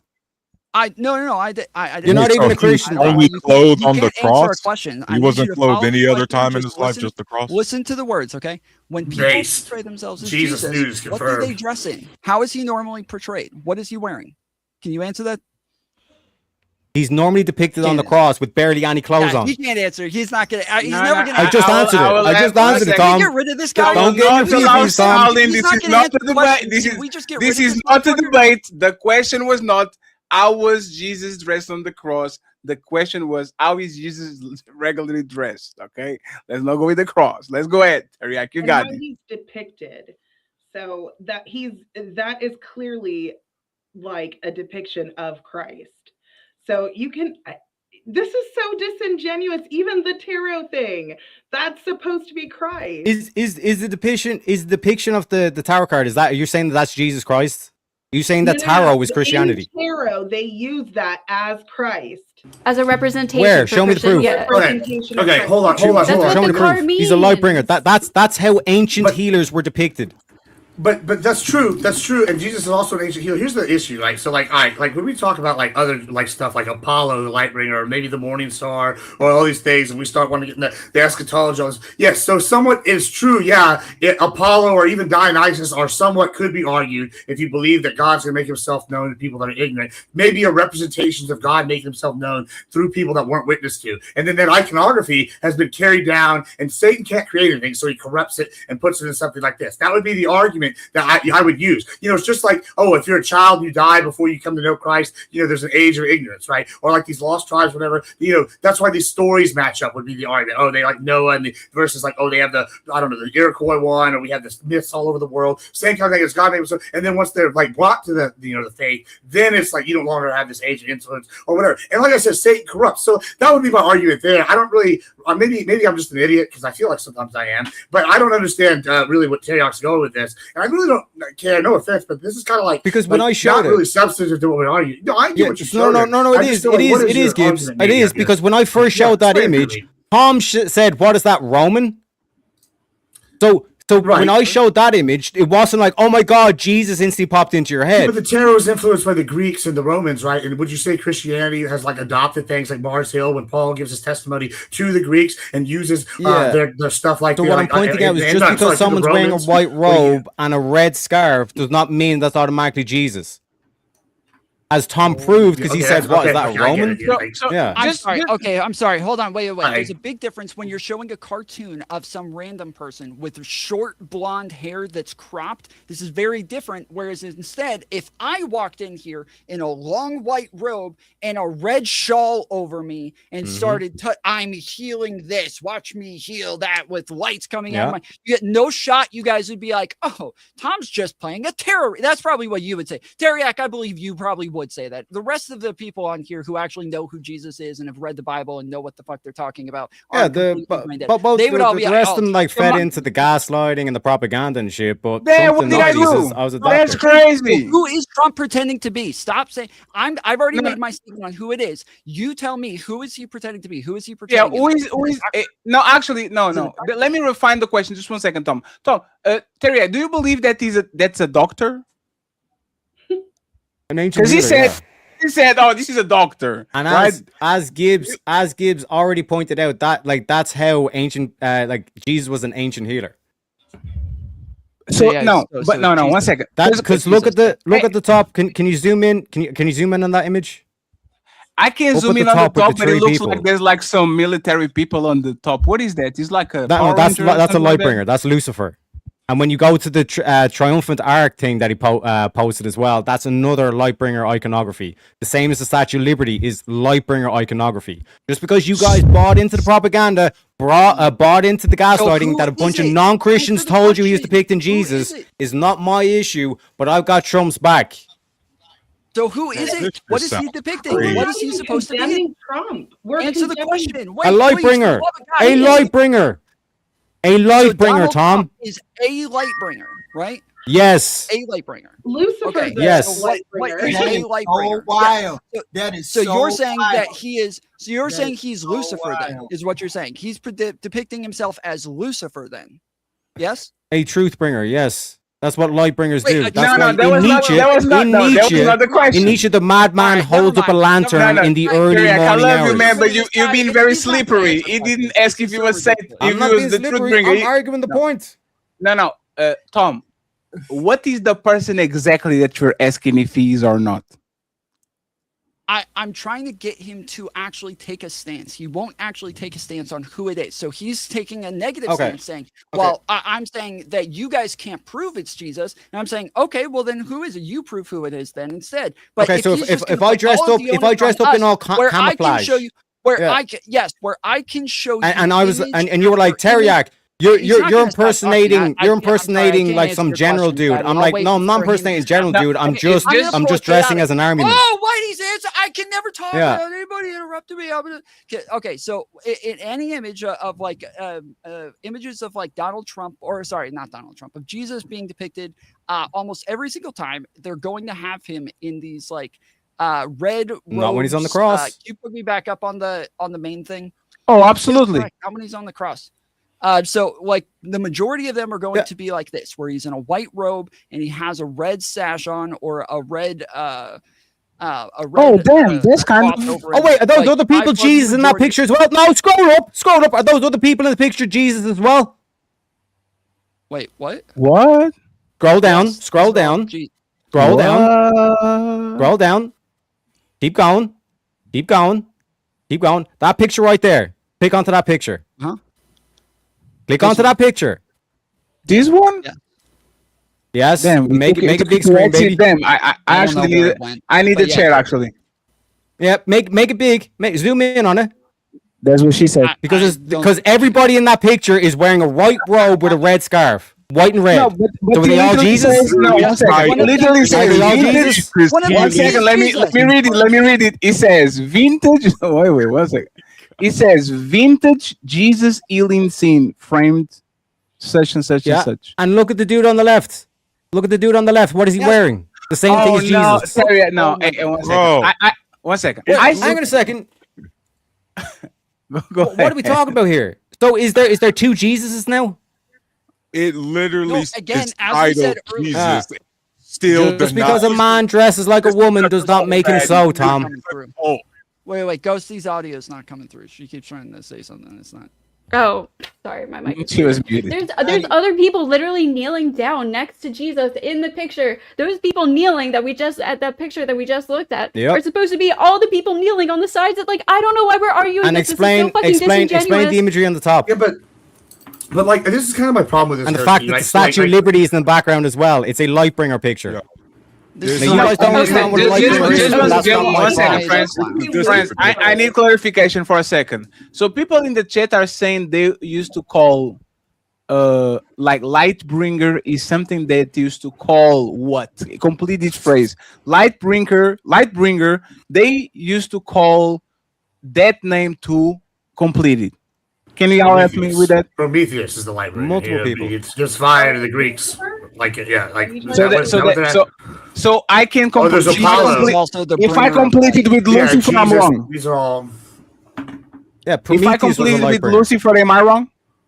I mean, no, not technically, because he's also the son of the morning star and the morning star. And so, like, the debate is, right, if Lucifer, the morning star, this is kind of where I come back to the corruption thing. He has a reputation as the sun, and some people also talk about Apollo being it. And you talk about Revelations, he's like a symbol where he might be Apollo be represented as a demon. So, no, you're not wrong. Like, it's a Lucifer, the morning star, it's another one as well. Like, that would be argued. It could be argued. But I don't, the issue I have, okay, this is the problem I have. Isn't it better to call him Jesus than Lucifer? But the argument about like denominational debates. The light, Jesus is also the light. He is also considered the light in the Bible. Yes. Yeah, and this is Lucifer trying to subvert that, right? Like, he says, "Beware." Jesus says in the Revelations, "Beware," or not Jesus. Sorry, in Revelations, John.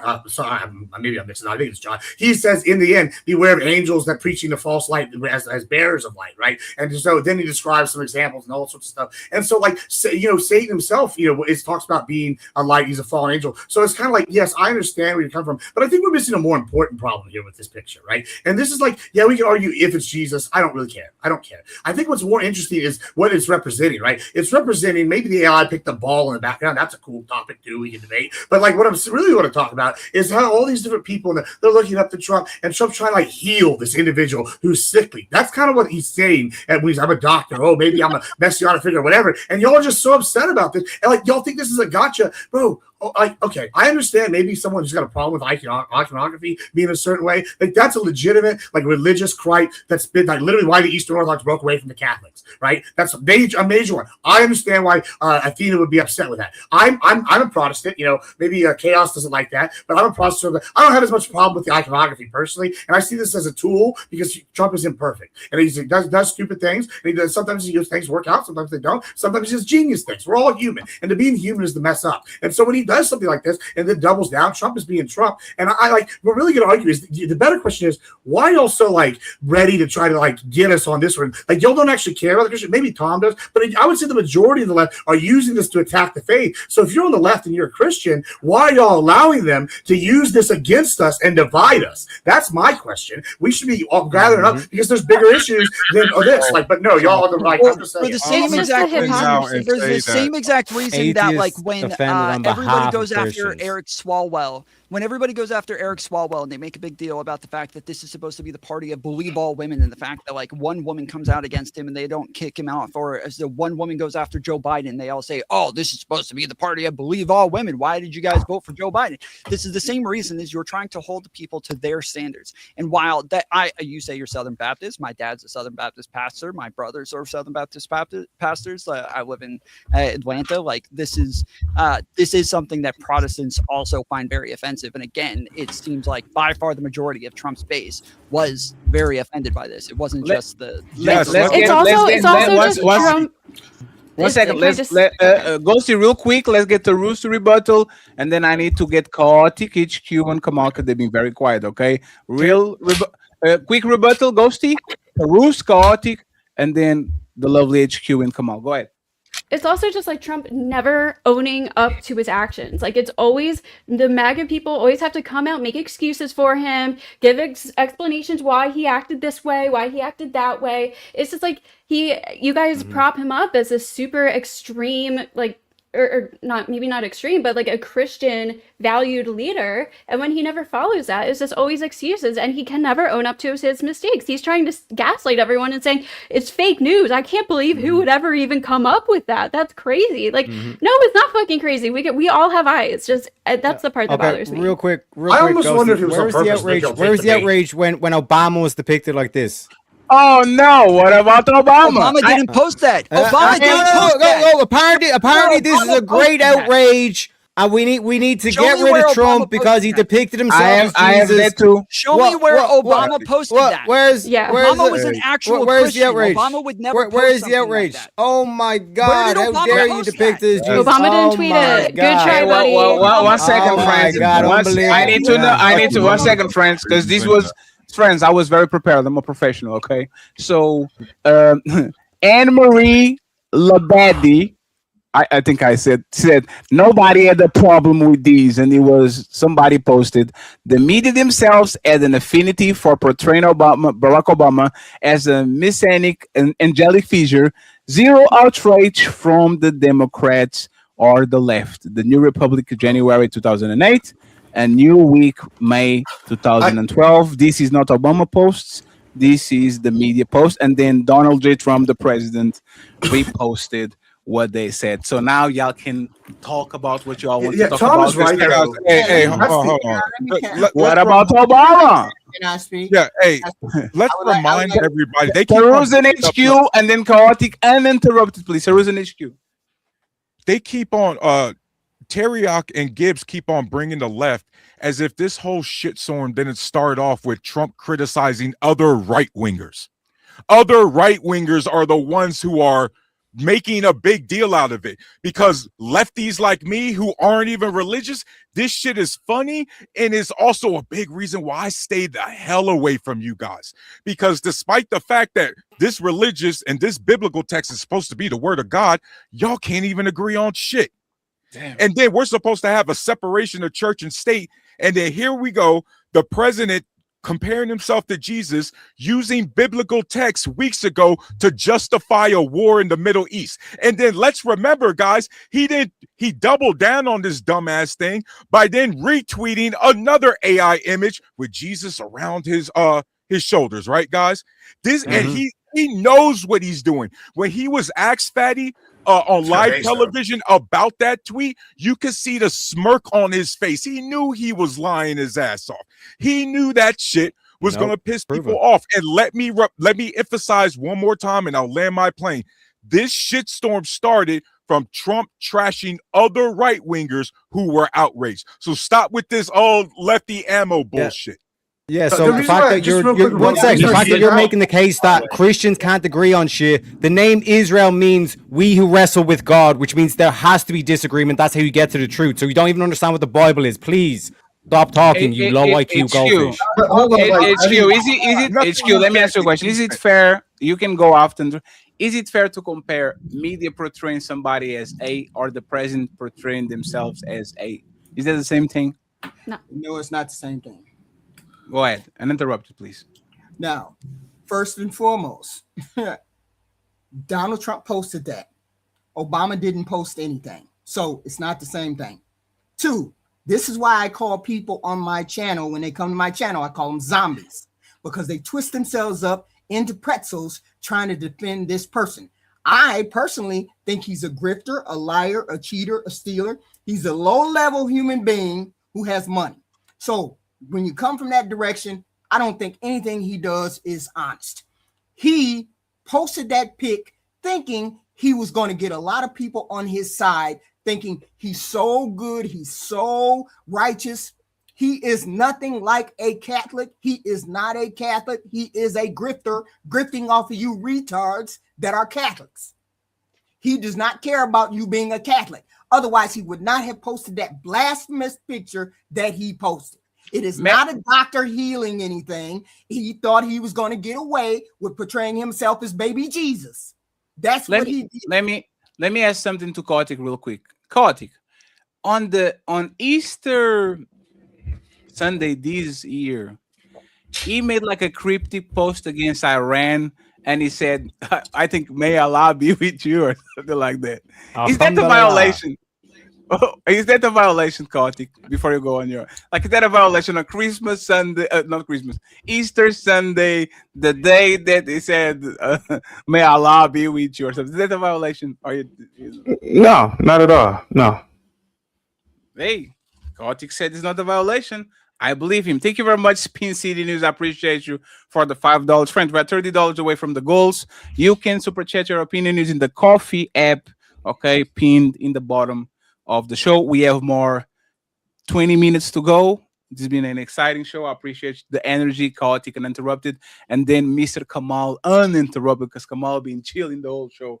I need him to talk on this one. I think he's going to be objective. Go ahead, Chaotic. You got this. I thought I already addressed it, but what were we talking about? So about the image, right? We something as well from the image that you put up, Fatty, because as somebody else said, Obama didn't post that picture, but the one that you showed said that the media portrayed Obama as a Christ-like messianic figure. I don't remember the media ever doing this, so I just went and searched, and it could be wrong, but when I searched, did the media ever portray Christ as a messianic figure? It immediately pops up with major controversy over Newsweek, facing criticism for posting Obama as a messianic figure after inauguration. So that there is one example of a media source posting this. It's Newsweek. It's not some big mainstream media source, and then it says that they did face a lot of criticism over it and this is a 2008 article source that it's showing. So this is all I can find. I don't think he's Jesus. I think that's Vegeta when he comes back to Earth after he kills himself to save the planet, and then he comes back. I agree. Yeah. You remember when Goku came back for the tournament and shit? Meeting his he's like, come with me, with the halo. I don't know this one with the halo shit. Real quick, I just want to gauge the thing. How do we feel about Remember that musical Jesus Christ Superstar, and then it was a bald lesbian that portrayed Jesus? How do we feel about that? Damn, that's the Democrat. I did a story. Whoa. I won't vote for. How about this? I will not vote for those people. How about that? I won't. Go ahead, CT. Okay. No, CT, you got it. CT, don't be frustrated. CT, look at Fatty. I thought we talked about this. Bro. No, CT, come on. You got it. I got a Teriak is correct. I did a story about I forgot the name of that Nigerian lady who's a liberal, but I supported her. I said I think that Christ would love the fact that this woman is portraying her.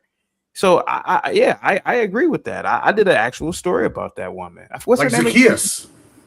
Yeah, I mean, what's wrong with that? She is a child of God, right? Well, why not emulate? Why not do a stage play and you portray Jesus Christ?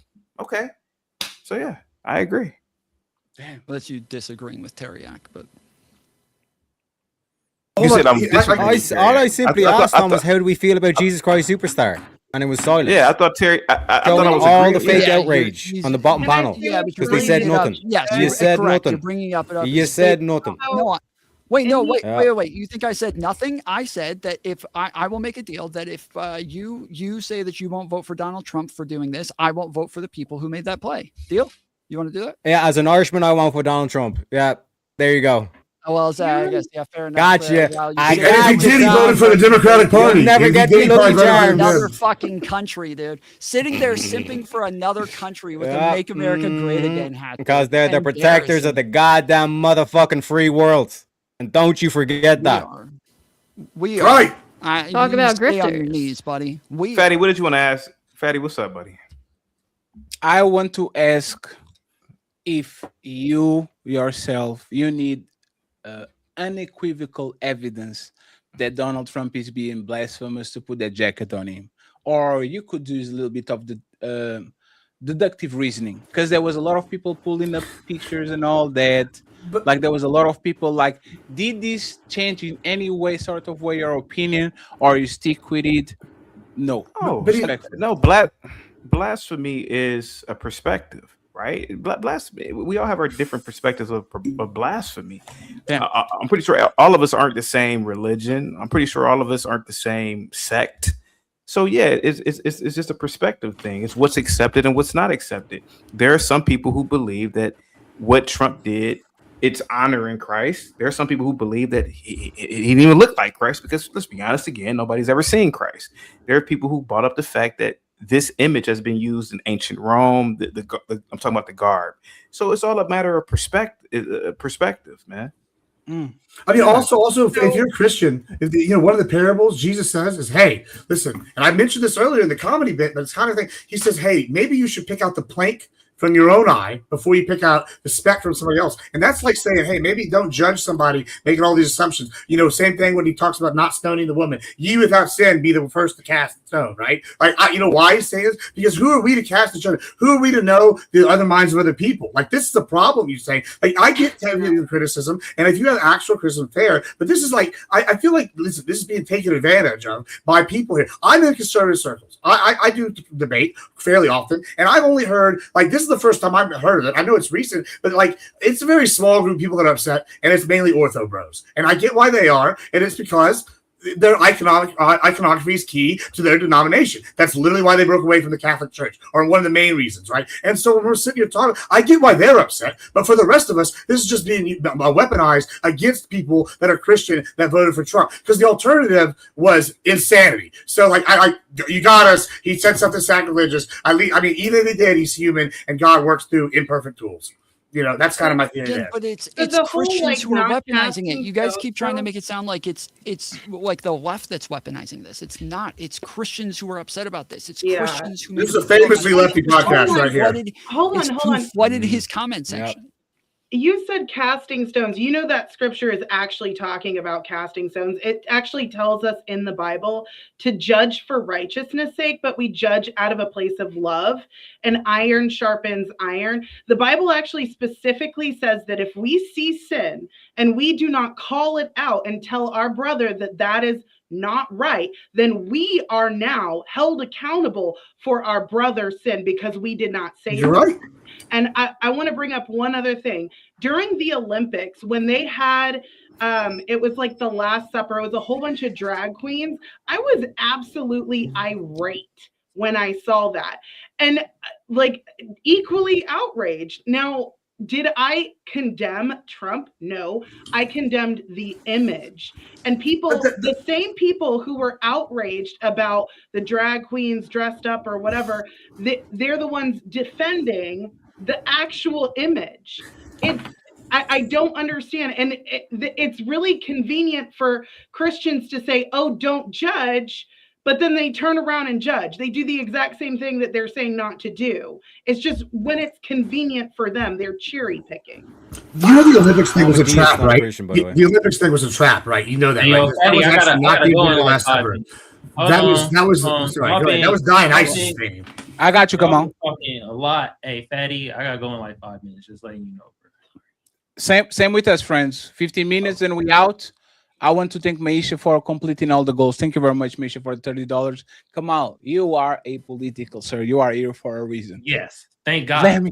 Who is full of shit on this conversation? Come on, let us know before we close it out.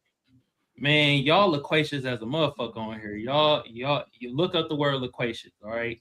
You feel me? Not all of y'all, but like I'll say a smooth 82% on this panel. Y'all, god damn. I'm gonna be short and sweet to the point. You feel me? First of all, Teriak, I don't know what the fuck you doing, bro. I don't even think you American, to be honest. I think you Irish. Second of all, if this nigga Trump wants to dress up as white Jesus, let him do it. I don't care. I wish he would have wore a stethoscope around his fucking neck so we wouldn't even have this combo. You feel me? And at the end of the day, none of us on this panel answered the first question about Trump calling his cronies and his flunkies low IQ. Yeah, I love it. Let them implode. Just like the Democrats, all imploding. I'm going to sit here. I wish I had my popcorn and watch the rest of this shit show because, God damn it, I'm so glad I'm apolitical. And shout out to my Black Americans fighting for us. Fatty, I appreciate you, bro. The Black Jerry Springer, appreciate you, bro. Damn. You know what I mean? Toros, appreciate you, bro. I see you on other panels. I like what you say at times. HQ, shout out to you. Athena, we was the most quietest on the panel. Ghost, I've been on the panel with you before. You cool. Chaotic Truth, You are a comedian, bro. You need to do stand-up comedy, bro. And Admiral Gibbs, please do some wrestling, bro. You got the wrestling voice down packed. You feel me? You got it down packed. HQ, I done seen you on panels before too, sister. Appreciate you. And Teriak, I ain't gonna lie, I appreciate your opinion, but I think you a fucking spy, bro. You Irish, bro. You're not fooling me, goddamn. Ireland does You have ain't an fooling this IDF. shit It's either. called the Irish Defence Goddamn. Forces, so you never know. You feel me? Shout out to Conor McGregor. All Thank right, you, Caddy, whenever you thank need you me, very I'm much, here, Kamal. bro. I appreciate you. I bro. appreciate you, and we're going to close it out too. Well, show's over. Hope y'all enjoyed it. But nah, don't dip yet. We still got them final thoughts coming. Y'all really tore it up tonight, huh? But don't dip just yet. Let's hear them final words. Hey, that's it. Show's done. Now shut the fuck up and let the panelists speak. It's time for final thoughts.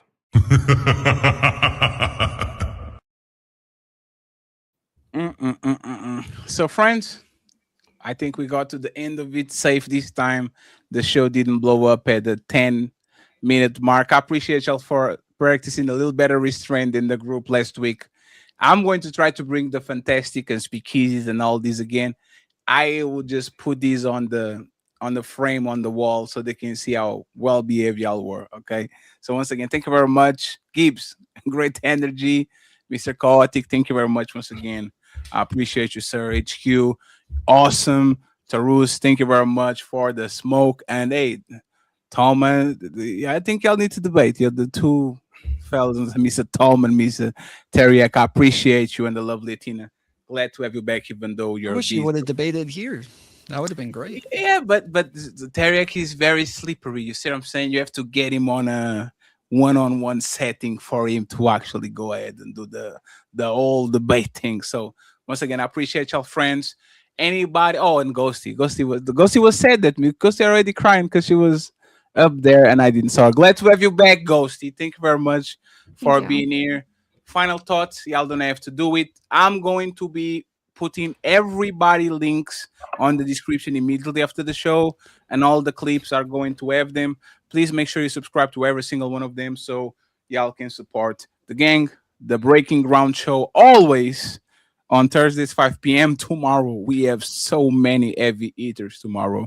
The ultimate Kevin Samuels debate, Mr. Let Go and Obsidian are going to duke it out with Mr. Fantastic, Napa. We have my boy Nino Nation. Oh my God, there's going to be a star-studded show. And on Sunday, the Riz Academy meets Ladies First. Tyranny is back. We're going to have another infamous Ladies First, always at 5 p.m. Eastern. So make sure you support us. Friends, who wants to go first as final thoughts? Please, less than 30 seconds. I would appreciate it. Once again, thank you very much for being here.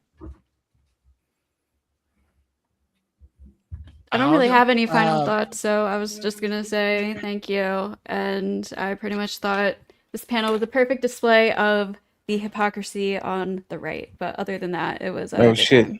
Hey, Ghosty, what do you think about what Chaotic said, that infamous y'all ends are for old in mops comment? It's unoriginal. It's and then boring. he said, but I'm not a misogynist. That's what he said. He said, you weren't impressed? Yeah, I heard it 1,000 times. Michaela, Cool not deal. impressed. Chaotic. Sorry. You know what's really funny though? I just cleaned a house today, and so I was holding a mop earlier. Shout out to Athena. That's what I'm I talking would think it's about. embarrassing if you have like a woman that you think isn't capable of understanding the scripture, yet you just keep running away from her every time she makes an argument towards you. But on top of that, when Gibbs earlier, you're talking about like a speck in your eye or casting the first stone. These are like talking about holding other people accountable and not being a hypocrite. That's like normally what they're talking about in those situations. Whereas in this case, we're not talking about casting a stone. We're not saying like go hurt Jesus or act as though like everybody else is perfect. We're talking about just holding him accountable as a politician, like as somebody who says that he represents Christians, as somebody who says that he is the best president for Christians and that he has converted to Christianity. Like it'd be good if people held him to that same standard. On top of that, I'm like 90% positive I was on a panel with you back in the day when that thing happened at the Olympics and you were upset about the way that they portrayed the Last Supper. Oh shit. Oh shit! yeah, that's actually I could actually wrote that. I brought the Dionysus thing in too. I said if it was, and I haven't watched it, and then we watched it. I did it. Yeah, and it's the Dionysus representation was my thing. I know we got Dionysus come over there behind me, and like I agree. And I think this is my only last thought here is like, yeah, I think that my point being, especially to my other Christians here, is yes, if we want to get together, we want to talk about it and say, well, we're upset. We should do that. We should call it out as Christians, and I'm not opposed to y'all doing that. That's a good thing, and I'm not arguing that. However, the bigger problem, and to be fair to Tom, he leans a little more left than me. You know, and he's a little partisan. I lean on the right. I'm a little partisan. To be fair to Tom, like I understand why if he's on the left and he's Christian, once again, you have a valid point. However, the rest of the left is weaponizing the debate within Christian sides and our criticism of someone who's represented to weaponize it to use it against us and say, hey, we're going to come against Christianity as a whole, and we're going to come against people that look at these dumb Christians. They can't even get the act together against themselves. Oh, look at all these righties. They're getting bamboozled by Trump. He's calling them dummies, and oh, look, he's just using this. Like, they're using this to make us look bad as Christians to push their agenda. That's my bigger problem. Like at least Tom's honest. He's a Christian and he likes that agenda. Now we should respect people like that. Well, that's fair. But the other people on the right, they're using this against us, fam. And it's just a small disagreement among brothers. And that's my closing thought on it. If I can, real quick, I just want to understand. Christians do regularly get really upset with Democrats and the left for the way that they portray Jesus, for the way that they talk about Jesus, for the way that they show him. And so I don't think that this is just them weaponizing Christians' own religion against them when they don't have anything to say about it. This is them saying, yo, you guys get mad at us for this stuff all the time. That if Obama did something like this, you guys would have flipped out. But then when Donald Trump does it, for some reason, they all kind of make excuses and try to find a way to justify it instead. When just for years and years and years, they've been making a huge deal about any time somebody says the slightest wrong thing about a Christian on the left. Damn, that's crazy. Yeah, just to point out why I don't like, because real quick, shout out to Ray bought you a hamburger for the $5. Wait, what? It was Ray. Oh, Ray, yeah, shout out to Ray for $5. Thank you very kindly. Sorry. My mom took Tylenol, okay? Thanks for having us, by the way. I appreciate you, Edmund. You did great, man. Thank you very much. Hamburger Elper. The whole like slippery thing that I done that intentionally, right? In terms of like, we had to sit through an hour and a half of all these lefties turn around and say, but guys, this Islamic terrorist regime is saying they won't make nukes and we should be cool with them and we should appease them, all this kind of stuff, with no proof. So then notice when Trump is there saying it's clearly Jesus, and I'm saying, well, through his history, this has been a regular depiction from other things. It's like, no, I know Trump is lying. I know Trump is this. So you just pointed out your own hypocrisy, where no matter what Trump says, no matter what Trump will claim, you don't believe him, but you don't have that same energy for the Iranian regime, who've proven themselves to be terrorists. But real quick, I do want to shout out Fatty. Thank you very kindly for having me on the panel. I had a blast. Shout out to Chaotic and Admiral Gibbs. I think he's put up an awesome fight. Shout out to Athena as well. Like I said, trust your president. I know he does a lot of trolling and all this kind of stuff, but please keep trusting your president, because he will make America great again. The rules, you need to, like I said, implore some logic. You know what I'm saying? Learn the 3 laws of logic, get some reasonable arguments, all that stuff. But I do like the insults, you know what I'm saying? Also, Tom, hopefully we can set up a debate. My boy Speakeasy does the Swords of Reason. It's a one-on-one event. It's pretty good stuff. We'll check it out. Ghosty. Do it literally anywhere else. Ghosty, in terms, you just trust me. Just pick up a broom. You'll get back into your femininity. And HQ, I think we've gone pound before as well. Shout out to you, oh, HQ. Shit! Appreciate you, Kylie. I got a bail. But thanks for having me on, folks. I appreciate you, sir. Thank you very much for being. You gotta get him back. You better go down there and get him back. Let's get. Just to be clear, I think Iran's terrorists and liars. I don't know where he got that from. I think they're terrorists and liars. So. I don't like Islam. I don't like Iran. I don't fuck with that shit. Like, let's get HQ and Tarus, and I think we are done with everybody else, and we bounce. Okay. My final thoughts. Donald Trump went into the room with 2 sets of groups, 2 sets of people. Marco Rubio and JD Vance and a couple other people, and they said, let's not do it. Let's not go to war. And then he went into another room with the Mossad and Netanyahu.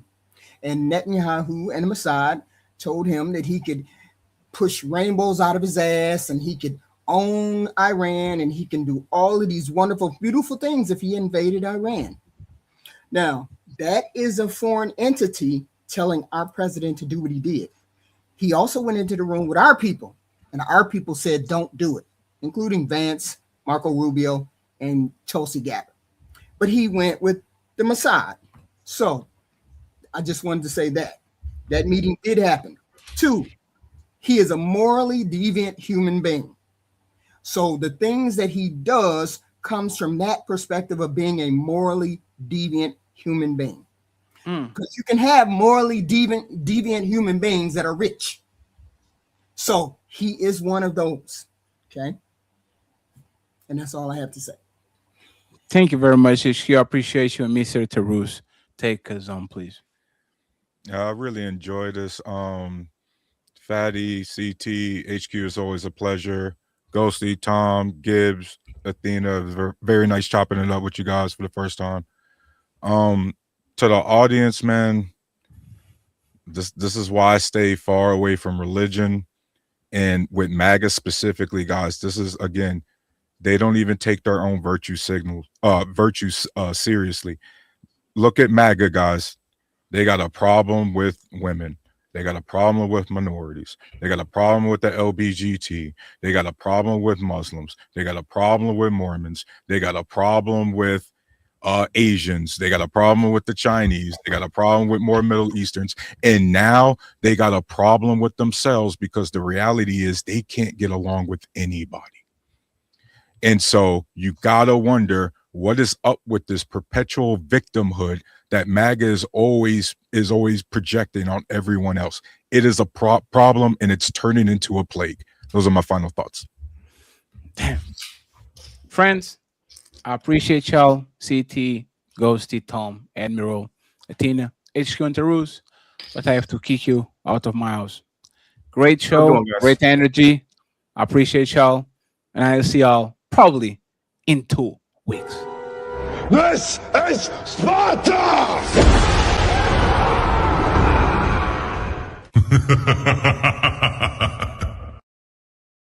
We made it, friends. We made it until the end of the show. Friends, I think this show is going to be extremely special. Love the energy. Admiral, great edition. Lot of energy. I like this. I like this format. The white channel is going to be very important for our hopes and dreams. Next week, I'll start to do morning shows with y'all. Okay. So, it's going to be awesome. It's going to be awesome. It's going to be awesome. Share. We need some watch hours. We'll get there in 2 weeks, but we'll go from there. I'm sending y'all to Mr. Nino Nation. Thank you so much for everybody that donated via Cash App, PayPal, and coffee. Okay, this is the version of Super Chats before we do that, and then we go from there. Okay, so friends, I appreciate y'all. Team Fatty and the Untouchables going to Nino Nation. Remember, tomorrow, 5 p.m., the super panel, and Sunday. We out. Peace. All the comments would be fatty McFat, fat, fatty, fatty, fatty, fat. Oh, look how fat he is, right? Look at that fatty. You know, haha, big fun, stupid fatty. I bet he can't go up the stairs. And Yeah.